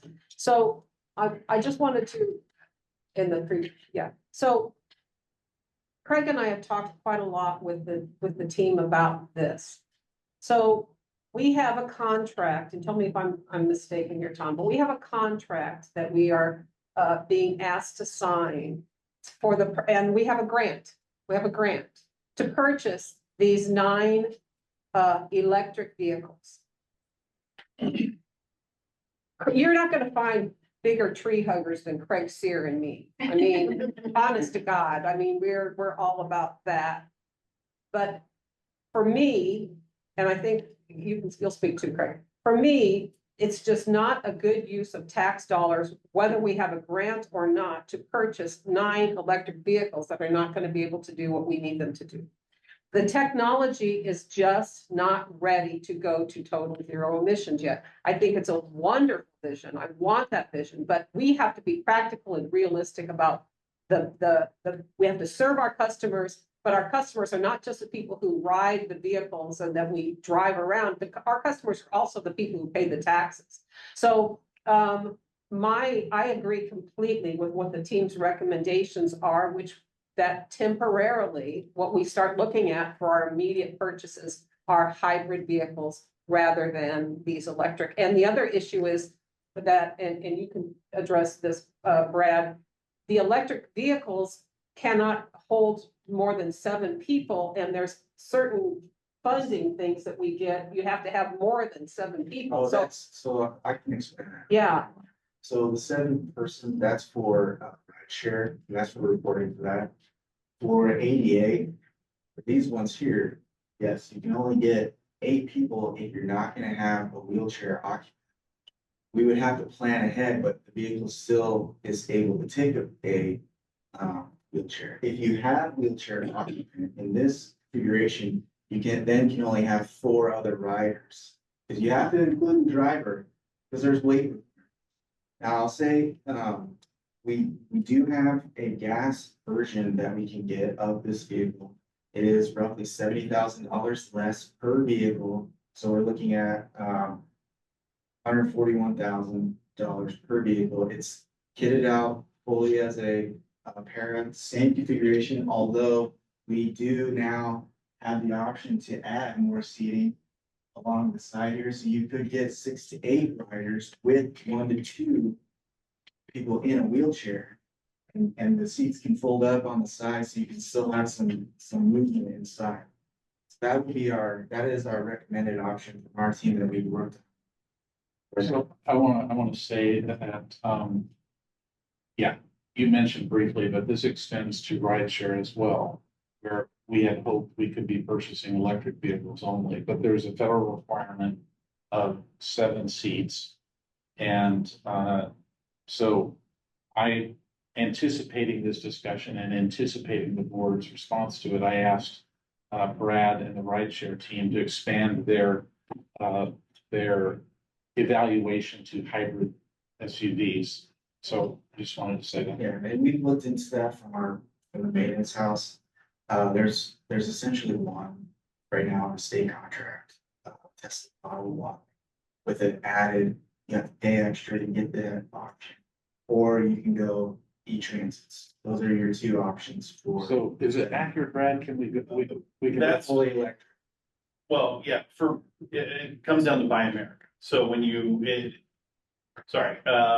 so a lot of our stuff is grant funded. And so the grant funded items are required to be Buy America compliant. And so then that can be greatly limiting on the models that are out there. So I mean, we all know that there's a lot of hybrid models that are available for purchase on the market and also on state contract, but they don't necessarily meet Buy America. So then it comes down to a funding source that we want to use. Do we want to use local funds?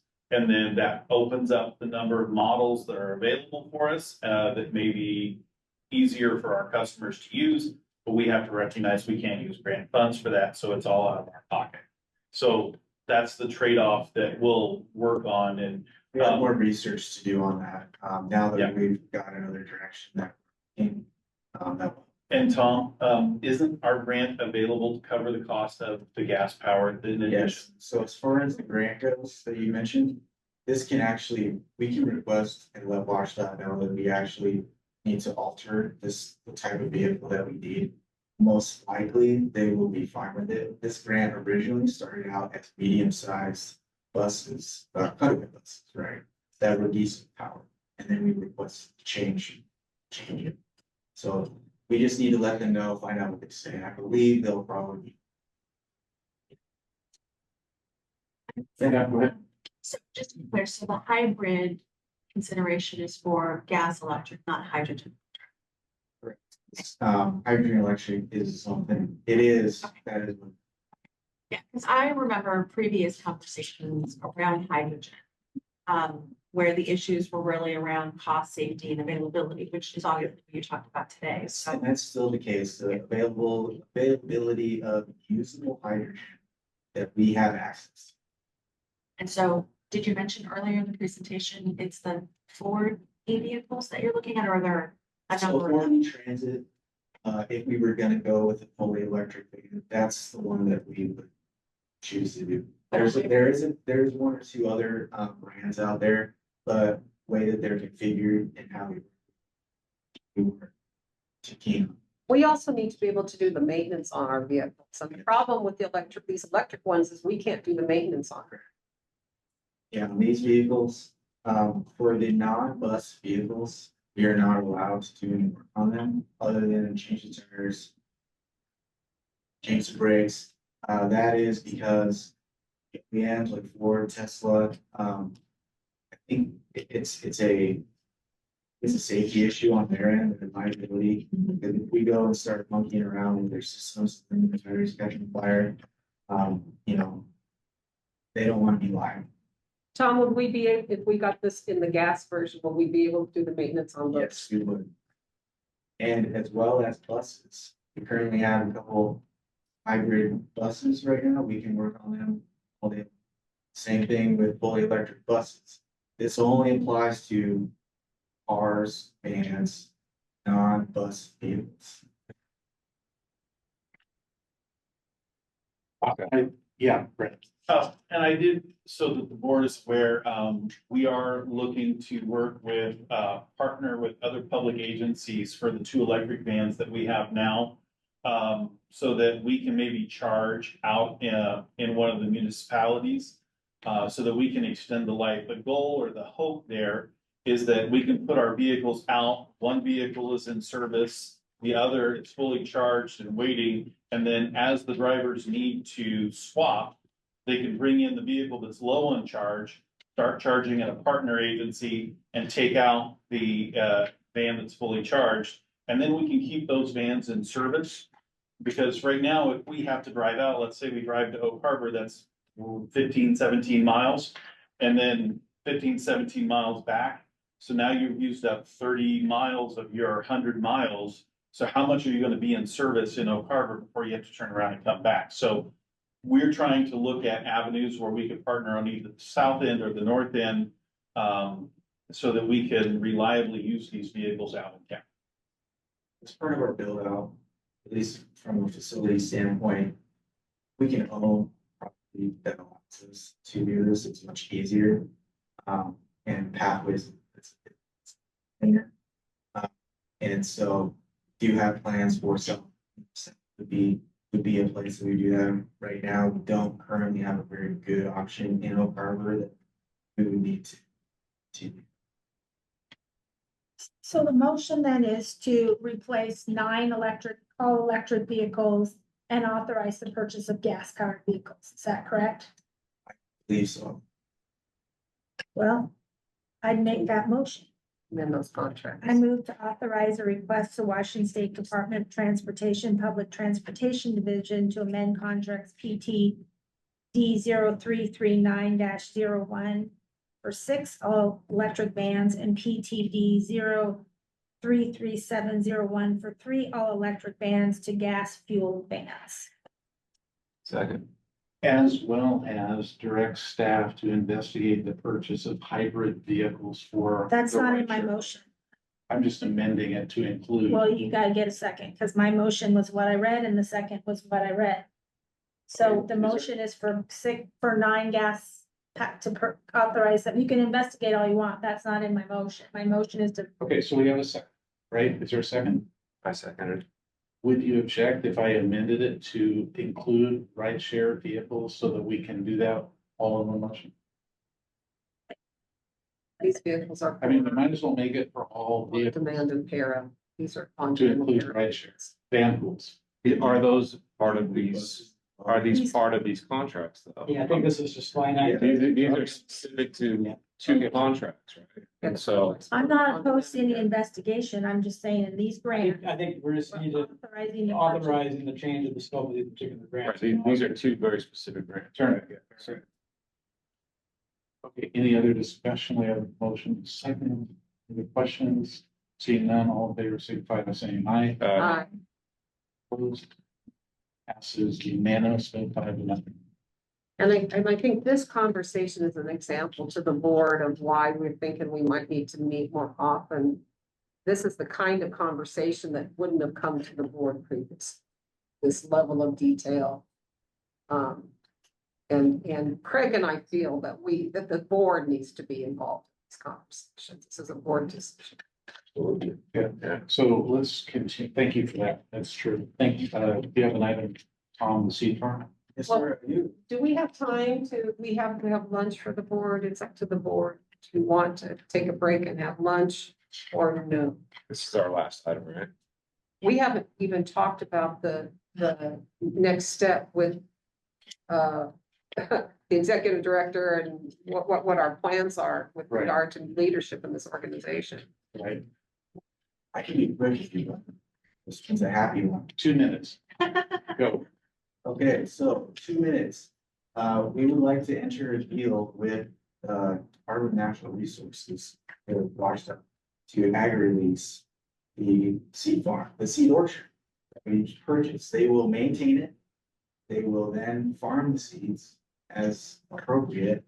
And it's used for, reforesting, deforestation areas in the woods. And there you go. That's less than 2 minutes. That's less than 2 minutes. Yeah, it's less than 2 minutes version. So. Talk about, I have things on here about where, locations. I go into some things about forest fires, deforestation, but the biggest thing though, that I've been working with DNR and they're very excited about being able to utilize these cones as these trees are, they've been, I guess, bred is probably the best way to say it, to be able to meet the needs of the changing climate that has happened. So they're happier in warmer climate, which is what has been the case with where areas are getting forest fires. Here in Oregon, Washington, Idaho, and Utah, as you know. So the deal with them that we put forward will be $100 per acre per year that they would pay us.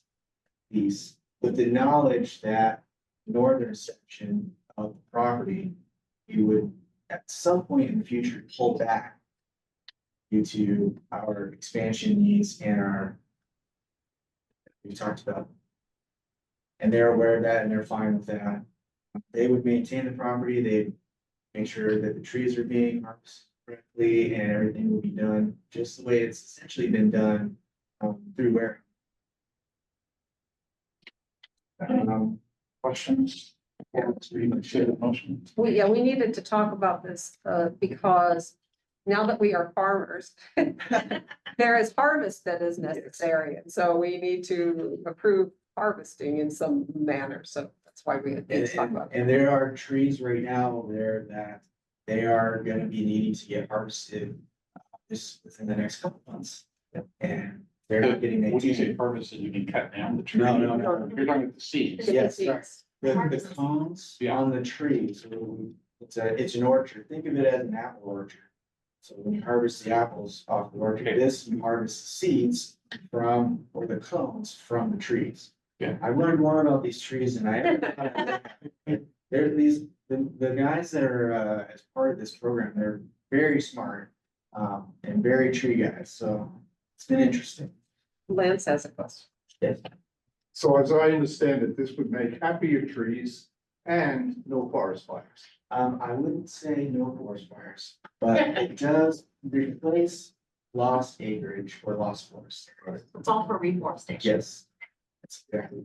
So in this, it says Island Transit would not maintain the property. That is, so I understand that the DNR is gonna be cutting the grass and all this stuff out there to maintain that property. And they maintain the irrigation, well, and they would pay the electrical bill. There is electrical bill out there. And, you want me to talk about the easement as well on this? So, we have a conservation easement on this, the whole property. 6 acres, will be command. So for us to, which will be maintained. As these, the DNR will be working on the tree, that, maintains, that doesn't change. The issue arises that we want to pull back that one section, and it's on the first slide.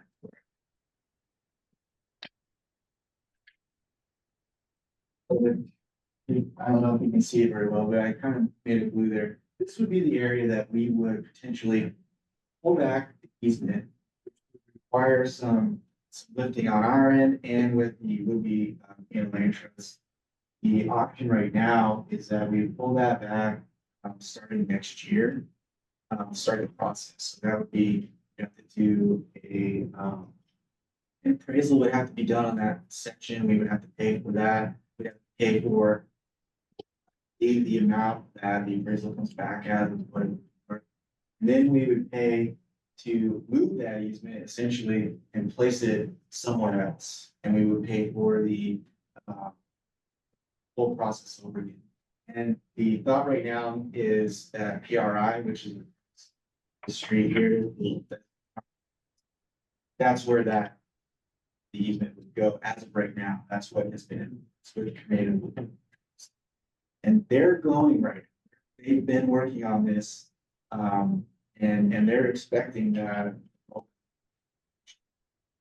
Now, we've talked about some issues, I think, some new rules about training for CDL drivers, and that you have to have specific areas now dedicated only to that. We currently don't have that. So our plan internally has been to pull that back and then potentially add more parking as we plan to, you know, if there's any build outs that we have to do that might take away parking, as well as the fact that now we know we have to have finance space dedicated to our training. So we still need to really look hard at, you know, pulling this easement back, not stopping that process, and then potentially paving and doing some of the construction there. But don't have to make a decision about that today. Correct. Okay, any questions before we consider this? All right, is there a motion? I'd make a motion to give the farming responsibility to DNR and authorize the acting executive director to negotiate and sign a lease with the Washington State Department of Natural Resources for seed orchard located at 15944 SR 20 Coupeville with the following deal points as listed in the document. Second. Any other discussion? All those in favor, signify by saying aye. Aye. Opposed, that's unanimously. Tom, that's a lot of work. Thank you. Thank you. This has been a very interesting process, can I tell you? All right, so we are done with business item number 9. Sounds like lunch, is that right, Melanie? We have lunch, And are we going to continue working for lunch? you guys.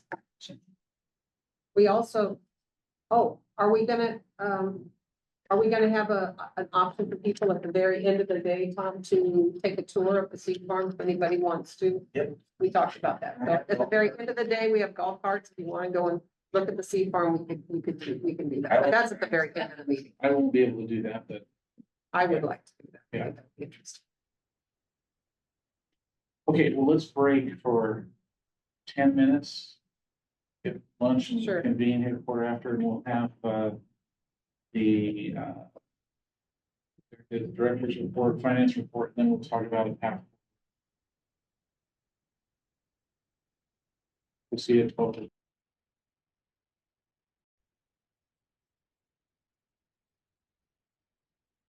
Okay, we are reconvening, and we are at the acting executive director's report. And much of the executive director's report, which I will send out later today, has been covered. The maintenance facilities update, planning and outreaches update, mentioned the public meetings and the outreach that's been done. They've done some, they've scheduled some future pop-up recruitment events coming up. Three of those events in May. Thank you, Celine. Where are those at? Pop-up events, do you know? We've been having them at the library. For the library?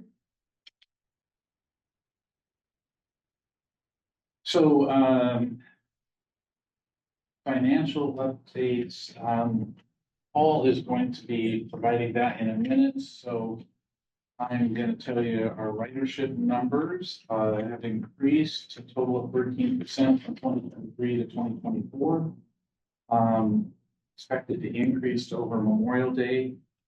Staffing, we have 139 employees, a decrease of one from the previous month, 2 operator resignations, as you heard. We currently have 63 operators. Of those 63, we have 5 that will be finishing rideshare this week and 1 who will finish next week.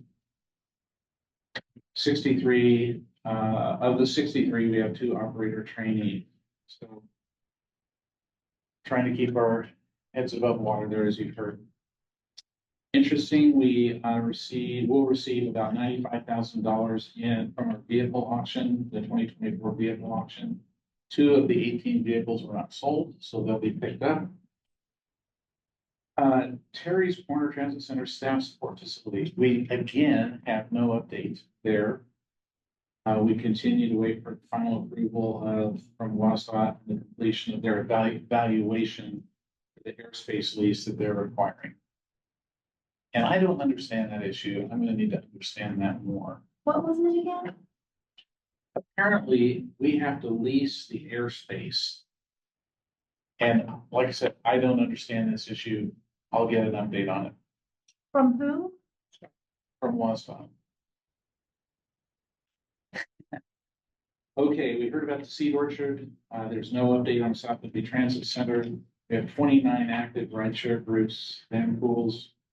We have 2 12-passenger vans, but I can tell you they are not really conducive for the rideshare program. They're not wanted. In fact, my van pool, we'd driven one for 4 or 5 months and we just gave up on it when a new one became available, so we turned it back in.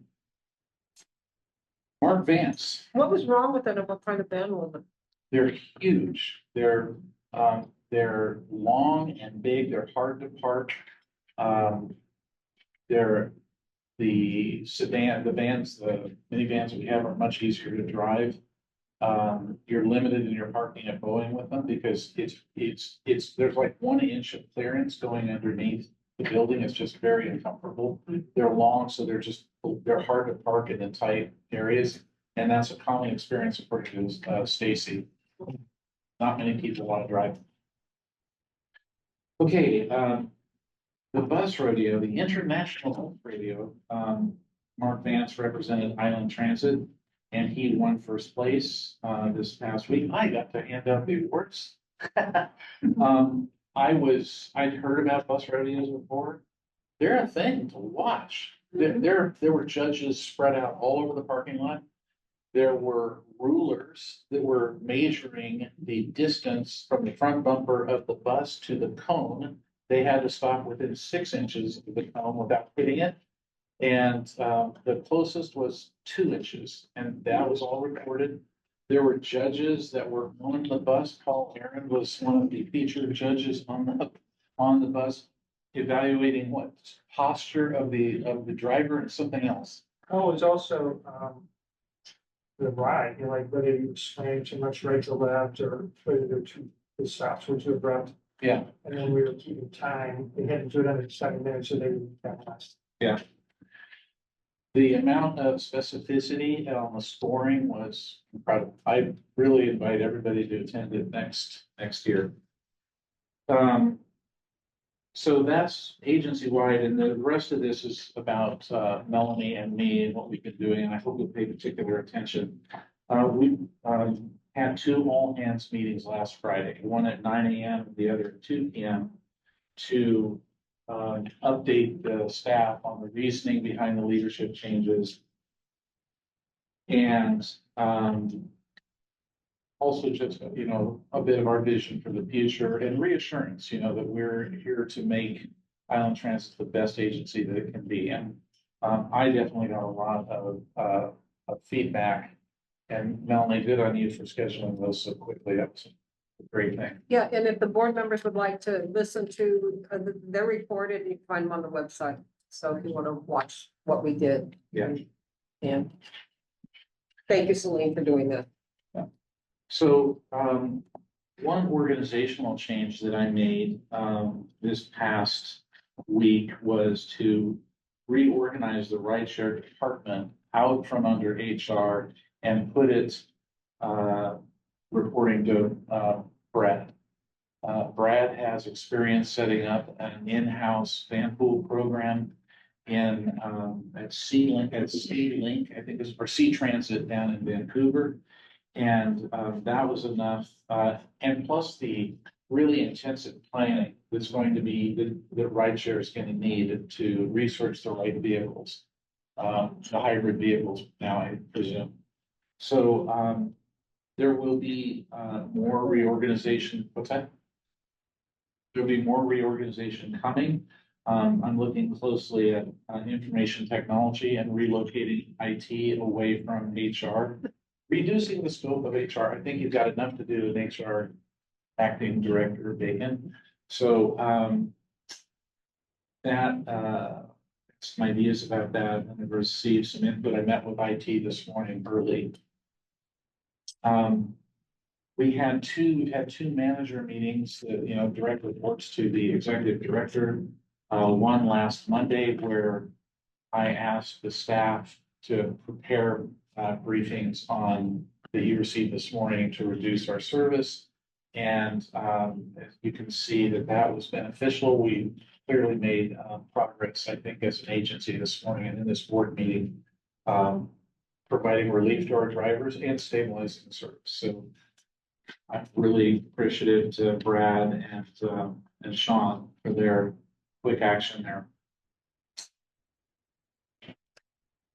I had an introductory meeting with Nash yesterday and have another coordinating meeting this afternoon. They are signed up verbally. They want to bring their program to Island Transit, and they said that they could get going pretty quickly. So I'm really excited about that. Because I wasn't join the meeting. At the end of the meeting, if they were going to bring their program forward. So I met with David Bryant. By the way, if I get any names wrong, I'll see you guys there. Will correct me. I'm still meeting everyone and trying to remember names. You know, we're trying to identify the low-hanging fruits, like what can we do to make things better. And one thing that dispatch let me know is they desperately need bigger screens. They need larger curved screens. If you've seen any operational rooms where like they're running vehicles or running fleets, they're need, you know, quick switch reactions, where's paratransit? It's difficult on these small screens for the dispatchers to do their work because they're constantly flipping between applications. I see Sean smiling as he walks in here. And so IT is going to purchase 4 of these 34-inch wide curved screens. They're $400 a piece. They're not $2,500 a piece, they're $400 a piece. And they're gonna test them out to make sure they work with the virtual machines and that there's the appropriate memory. This dispatch is really excited about this, and it's an easy yes. So we're doing that, and IT approached Melanie about a budgeted position for an additional person in IT. IT is completely stretched. We have Position. 2 people in IT. Yeah, 2 people in IT for 140 people, software everywhere. And this budget has been approved and budgeted, I think, for over 18 months. But the release just didn't happen. Melanie made me aware of it and signed it off and Higher. exactly hired that. So Melanie and I both sat for a South Would Be Record interview, and, you know, for the quote record, I was pleased with the article. I thought it fairly represented what had happened. And then finally, my undying appreciation for the partnership I have with Melanie Bacon stepping forward. She's doing more work than I am. I do what I can, and I would like to, you must have some things that you'd like to include. I have a few things. We have been really, really busy. I've been listening to employees, so I have lots of stuff to do, but I've tried to make sure that my door is always open when employees want to talk to me, and there's a steady stream. Employees have lots to say, important things, and I've been taking notes. And we also, though, have, and this was Craig's suggestion, we now have 2 employee boxes. Do you want to talk about the employee boxes? Sure. To move forward as an organization, we need the voice of the employee. And employees, just very candidly, need, many have expressed the need for anonymity. And so how can we give them that? So we have now several comment boxes with locks on them. And we created a form. Celine quickly put together a form for us, employee suggestion form, where people can write down, employees can write down their thoughts and how we can improve this agency. So those boxes, Celine, we have them, right? Yeah, they're up. They're up and running. I made this ask on Monday. Here we are on Friday, and it's deployed. Thanks for reminding me. Yeah, absolutely. The personnel policies manual hasn't been updated since 2013. There, we have copies of the manual with many, many, many stickies, but the stickies have never been put into actualization. So Stephanie and Jeannie are working on bringing all that information together so we can revise the policy manual to reflect what people have been saying needs to be changed over time. We're reviewing basically everything. I've set up a meeting with the people in payroll and with Paul and Dan and with Stephanie in HR to just talk about the payroll system processes and the approvals, because it's been ambiguous about who has the right to do what and who's approving different things. So we're going to make that be really clean and clear and definitive. I want to talk a little about the systems and servers here. So we have so many different software systems that different groups will use. There may be some redundancies. There is currently no one who owns the portfolio that, you know, that says we have, these are our software systems. These are the ones that are going out of date. These are the ones that are, you know, not looking so good. We also have servers that we need to be replaced. So Craig is gonna own that project so that we can identify really what our systems and get our handle around what we have, what the redundancies are, where things could be used in other areas that aren't being used. So for example, Microsoft Office, we have Microsoft Office, there are some groups that use Teams. I was speaking with people, some people in dispatch, and the frustration that they use spreadsheets that they're, you know, sharing and so on. And I said, well, have you ever tried using Teams so that you can all be working off the same document. I said, go do some research to see how Teams might work for you. Just go research it. And the next day I get this letter, this long letter, well, we do this, and this. So, Craig said, well, maybe OneNote would work even better than Teams. So we're looking at trying to, help provide process improvements here so that people can be able to do their jobs in a way that's better for them. I'm thinking, Commissioner Johnson, that Island Transit may want to ask Island County to do an IT audit, perhaps, to just identify. We need somebody really to come in and do an IT audit, whether it's Island County or not. But we had that IT audit came into Island County, so they know how that's supposed to be done. We only have one mission here. It's not that complicated as the Island County one was. Somebody needs to come and look at all of our, do we have the right types of IT jobs? Are there functions that are not being done? I see IT right now as our largest, it's so critical and so important. And here you rely on IT, not just for, your computer, but IT is also having to serve the cars, the radios in the cars, it's everywhere. And so, we need to look at really what our IT needs are as far as personnel and equipment and so on. So someone is gonna have to do that, whether we bring in Island County or bring somebody else, somebody has to do that. There's things as micromanaging that normally we wouldn't ask you guys, the executive director wouldn't ask you guys for, but we're in a different place. Been asked to replace the tables in this room because these don't, they don't align. You can't have like rows of tables so you can have meetings these aren't practical. So it's things like that. We're touching things from, replacing the tables up to looking at our entire software systems. Authorizing purchase of flashlights. Authorizing purchase of flashlights, yeah.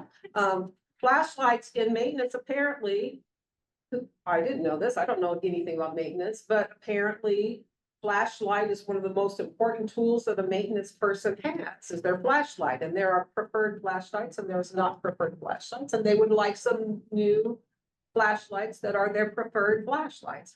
So it's something just as basic as So is now that. you probably wonder, why would that boil up to the executive director and the HR director? Of the purchase of the preferred flashlight. Surely we can empower the management of those departments to make those kind of decisions, right, Sean? I think so. Yeah, the level of authority that management feels they have in this organization is an issue. People should feel more empowered is the right word. Management should feel more empowered to make some basic decisions than they seem to feel they have right now.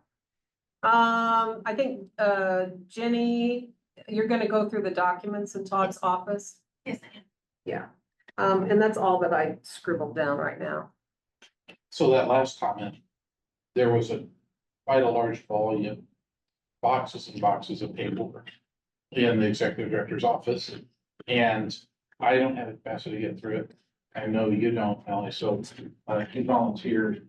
And so we're excited I just want to make sure there's nothing on fire in there, nothing that we're missing. So Jenny will be going through that. That's the executive director's report and the HR director's report. And now we're going to invite Paul Aaron forward for the finance report. Good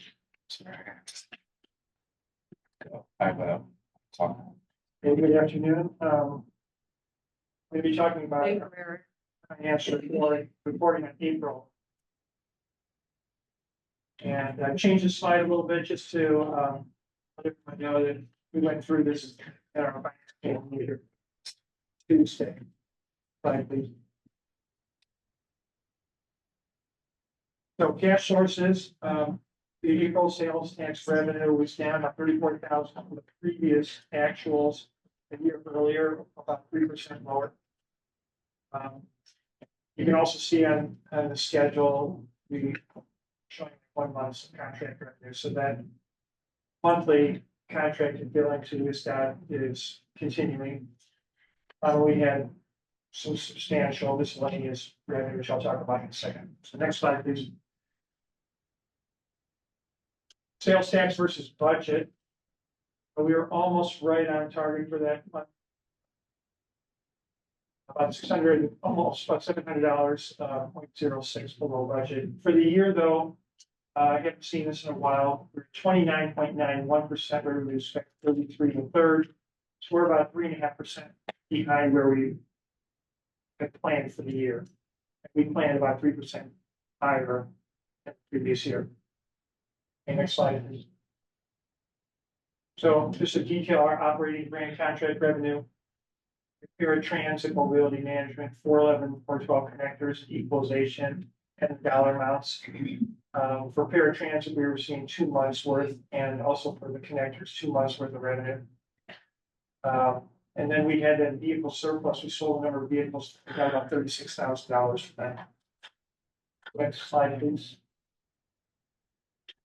Investment interest and rates, April investment of almost $115,000 was up over 14%, or about, slightly over 14,000 from last month. And in April, we had 58.5 million invested. ICTIP rate went up that month, almost 19%, 37 basis points. So that is a hopeful sign. Okay, next slide, please. Cash uses, our payroll amount was 750,000, excluding any kind of quarterly tax withholdings, which is down about almost 40% from last month. Now I included an extra sentence here, where it says accrued payroll was up about 6.25%, or 65,000 from the last month. So there's 2 ways of looking at this, just on a cash basis, which is how I normally talk about it. But if you were to compare the 2 payroll reports you get in the finance report each month, which is reported on an accrual basis, see that all inclusive, the accrued totals were only up about 6.25% in terms of payroll. And non-payroll payments, 466,000, to go about 56,000, or 50% from last month, 50% from last year. So I'll say that the capital fluctuates greatly depending on what kind of capital items we're buying in those particular months. Okay, next slide, please. Just small capital payments in April. About $2,000 a month for Terrace Corner, and electric chargers almost 600. So cash reserves, you can see our total cash a little over 64 million. April increased almost $867,000, and just kind of breaks out all the different reserve amounts. Someone brought up in the finance committee meeting, well, why is this so large? It's because the way we broke out our other capital in our budget is we're trying to fund or shift monies from just operating cash, just you might say spendable cash, without any kind of assignment to an assignment area other capital, which in the budget you can see it's broken out to a lot more areas. Next slide, please. And graphically, you can see our cash reserves ticked up again. April was up 866,000 previous month. Next slide. Budget actuals, target for April, third way through the year. You can see that our revenues were above our target for van pool, miscellaneous, and operating grants, and both federal and state.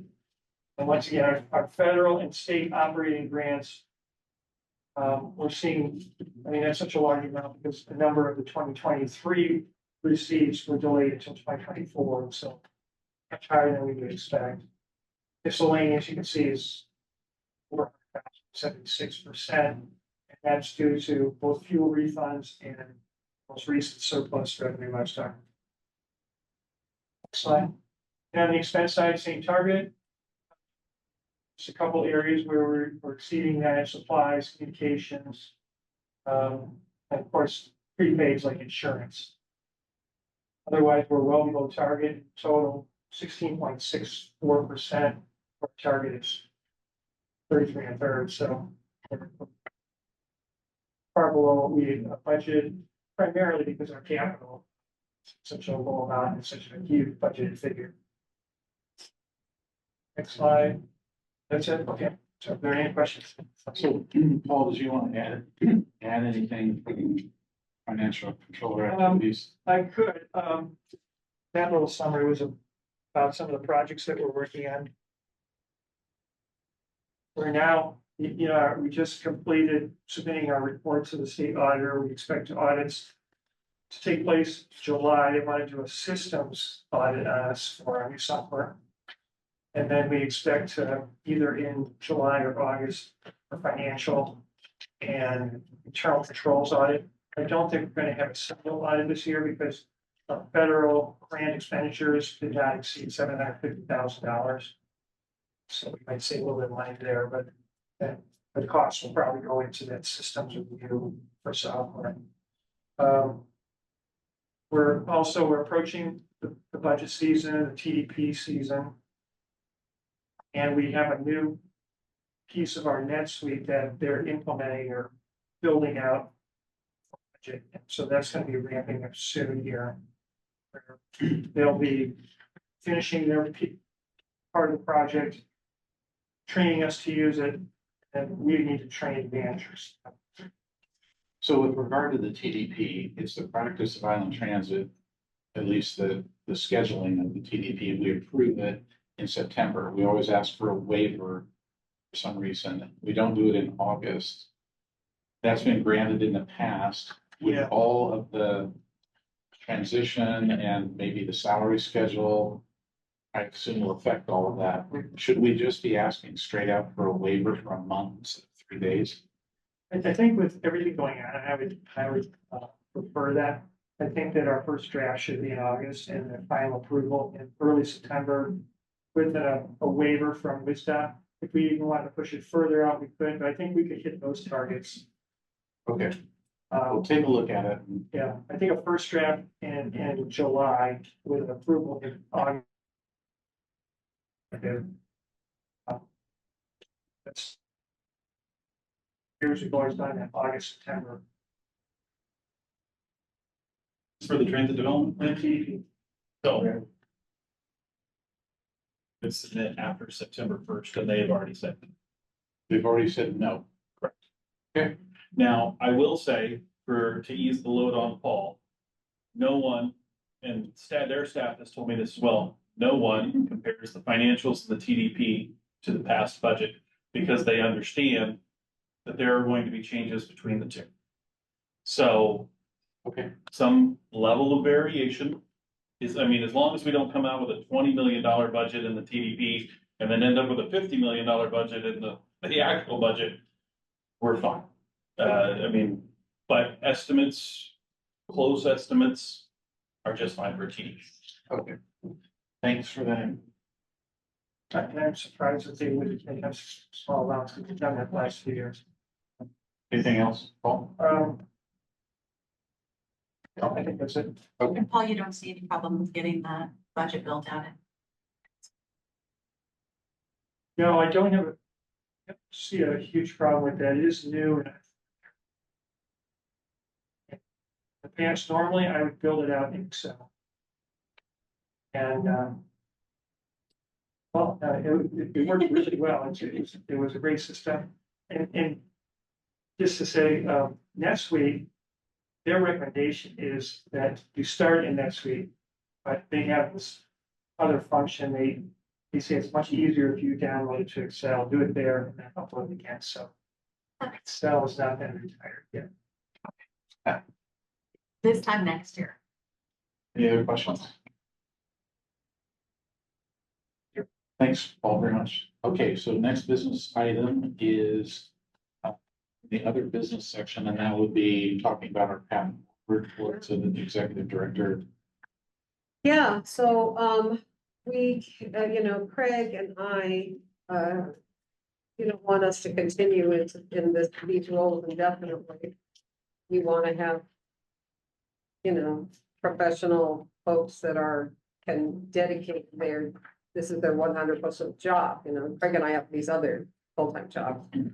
So, we need to talk about what you want to do. If we want to get, my suggestion is that you fill the executive director position first before you fill HR, so the new executive director has a say in who the HR person is. That's my recommendation. But we could do it however, the board wants, but we should talk about whether or not we want to hire interims, put interims in these positions, or we want to go straight to a full-blown recruiting model to find the regular full-time people. We just need to, we don't have to make a decision today, but we should have kind of a general direction, I think, of where we think we want to go. So that the public can know what the heck's going on. So the public doesn't think it's just gonna be you and me forever, Brad, because that's not our intention. Oh, no, it's not even close to forever. It's, short term. Yeah, and we are doing as good a job as we can, truly. We are really being very dedicated to this. But we can't keep it up for permanent. Comments? I'm a straight to hire person. Same. I feel like you guys described a significant amount of work that you've been doing in just, this transition and getting things aligned and getting the team aligned with the change to bring somebody in and have them be perceived as temporary. I just don't see that benefiting the whole change management process. Having somebody that's going to plant their feet and be here, to me, makes more sense. I'm definitely a straight to hire. Would you plan on using a service to do the recruitment? And I think we should. Oh, yeah. then I would suggest the first step, just procurement wise, we'll need to do an RFP to get selection firms. And that could start as early as, as soon as we get the RFP out the door. Meg tells me she still has the files from last time. Yeah, I immediately thought of that that's to see what we had from before, so they have a little model. So there's a few companies out there that do that generally submit the responses to RFPs. So I would suggest getting on that sooner rather than later, because it's not a terribly fast process, but they do the reference checks, they do that, they generally bring you some viable candidates. So do you need a motion?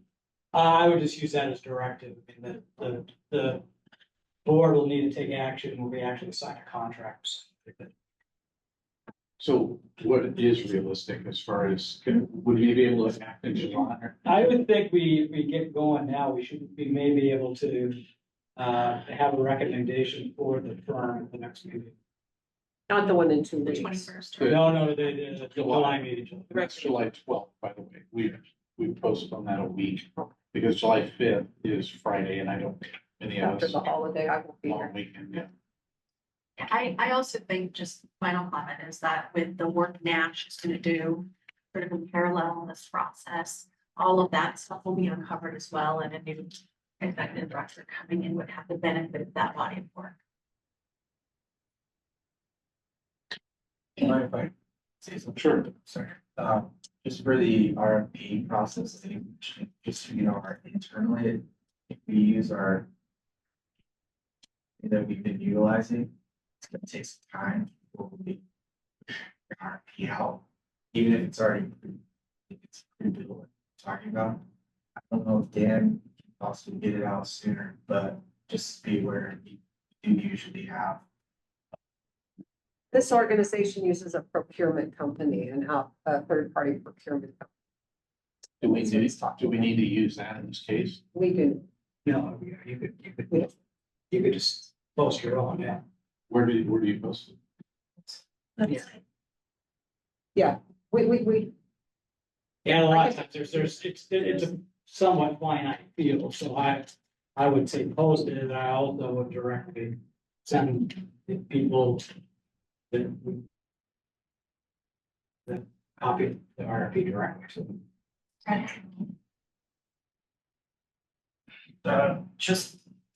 On the, so that the board is aware of the timeline. Paul had alluded to the transit development plan. We're gonna have to make sure that so the board understands all the moving pieces. Anything that's not in our transit development plan is not eligible for grant funding going forward. The state's grant funding cycle, a lot of those applications are due in September. So, you know, we have to figure out as an agency what we want to do over the next couple of years, because that funding cycle is for the biennium. So that when we're making a decision about whether to do an interim or not, like your time, like there has to be a lot that goes on here in the next few months. Just so you're aware. Thank you. What's in that? Bus capital requests? So Capital requests, as well as any operating funds that we want to go for. There's also mobility management, green transportation, ride share funding. Those applications will be due in January, but, so I mean, there's a lot of stuff that comes out and goes into all of those applications. how hard is it to just do business as usual? Like, if I said that statement to you, like, we're not setting the world on fire right now, we're just putting in the same grant request for and the same type of budget to operate at the same level with regular cost increases. Is that hard? It's not hard, like operations, they can kind of run, but in a lot of cases, we need to think out how stuff goes together. Like we have a request in for our NOLO funding for 12 hydrogen buses, which ties into Tom's maintenance projects for hydrogen here. And we have to, someone has to be in charge of sorting out that process. What gets done when are we going to go to contract? When are we going to go to construction? So there are some significant moving pieces that someone, and in this case, Craig, will have to deal with. And I just want to make sure that the board is aware that we have to put all that together. I was just asking because you said it would take a significant amount of time of the board. If the board said just, we're not coming up with new ideas, then it just becomes the internal work of coordinating all the things that are already existing. So you have a 2-year window where there's not new vision, there's just 2-year window of implementation, right? But that shouldn't take a lot of our time. That does take a lot of your time. I'm not being disrespectful of your time. Right. But I'm trying to understand why. If the board says, we're not going for new vision, then it becomes implementing the things that are already out there, and that becomes internal coordination of the organization of when you phase out certain requests. How does that involve the board? Because how does that involve even?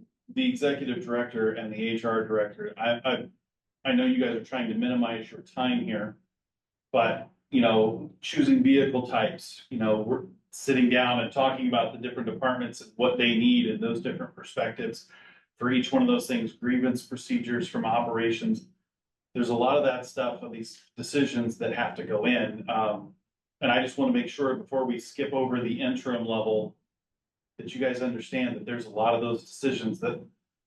I'll tell that you you a have to story go about over an time. interim executive director experience I had. We brought one in. I think the technical term might be shit show. So it was, the person assumed they were getting the regular job. And that's what I don't like about the interim, is that what you do is you go out there and you grab a person and you put them in there and then they start working it and they feel entitled to it. In this instance, the person was not ideal for the unit transit organization. And then we had this whole scenario of how do you get rid of your interim person? Because what the board is like, oh yeah, we'll extend, because they're like saying, will you extend our contract? Will you not? So the pain that suffered in the transition is, in my experience, hard, but much easier than bringing in somebody who thinks they're the leader, who's not the leader, who you then have to kick out. So just so you know, it's not done callously. It's because I've seen it happen, and I've seen it happen here, where it was probably one of the worst decisions that I think this organization made. It just because it created layers of chaos on top of what was already chaos. So it's not truly intended. It's to avoid another problem. And I'm not saying we have to do an interim. I just wanted to make sure that the board is aware that there are a lot of significant decisions with projects that have large dollar tags attached to them. And that's gonna require time. And so There. I totally hear you. Yeah, I want to assure the employees and the public that Craig and I will be totally dedicated to getting everything done that has to be done before we stop. And we will only stop when there is a smooth, clear transition and it's appropriate for us to stop acting. We are not going to abandon Island Transit. We will. Appreciate your comments, so Brad.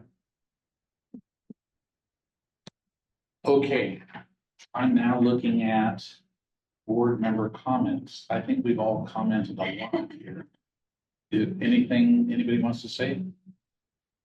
You're going through the policy and procedures. Yeah, well, I personally am not, Jill. I'm gonna look at the final thing that I have two other people are going through it. I'm not micromanaging this. I guess maybe it's a financial policy question I have. So we just pay for meals. We don't have a standard per diem because there's a thing in here for taco time. So we just pay direct out for meals. We do both. In our policy, it states that, there is a per diem allowance. Yeah, but if people bring in receipts, we're gonna reimburse. Usually what we do on travel, either use your card or do. So if you bring in then we have to provide every receipt from our trip. If your meal, I know this is like a $3 problem, but I got obsessed with it. So if your meal goes over your per diem allotment, are you reimbursed per diem or are you reimbursed your receipt? Receipts.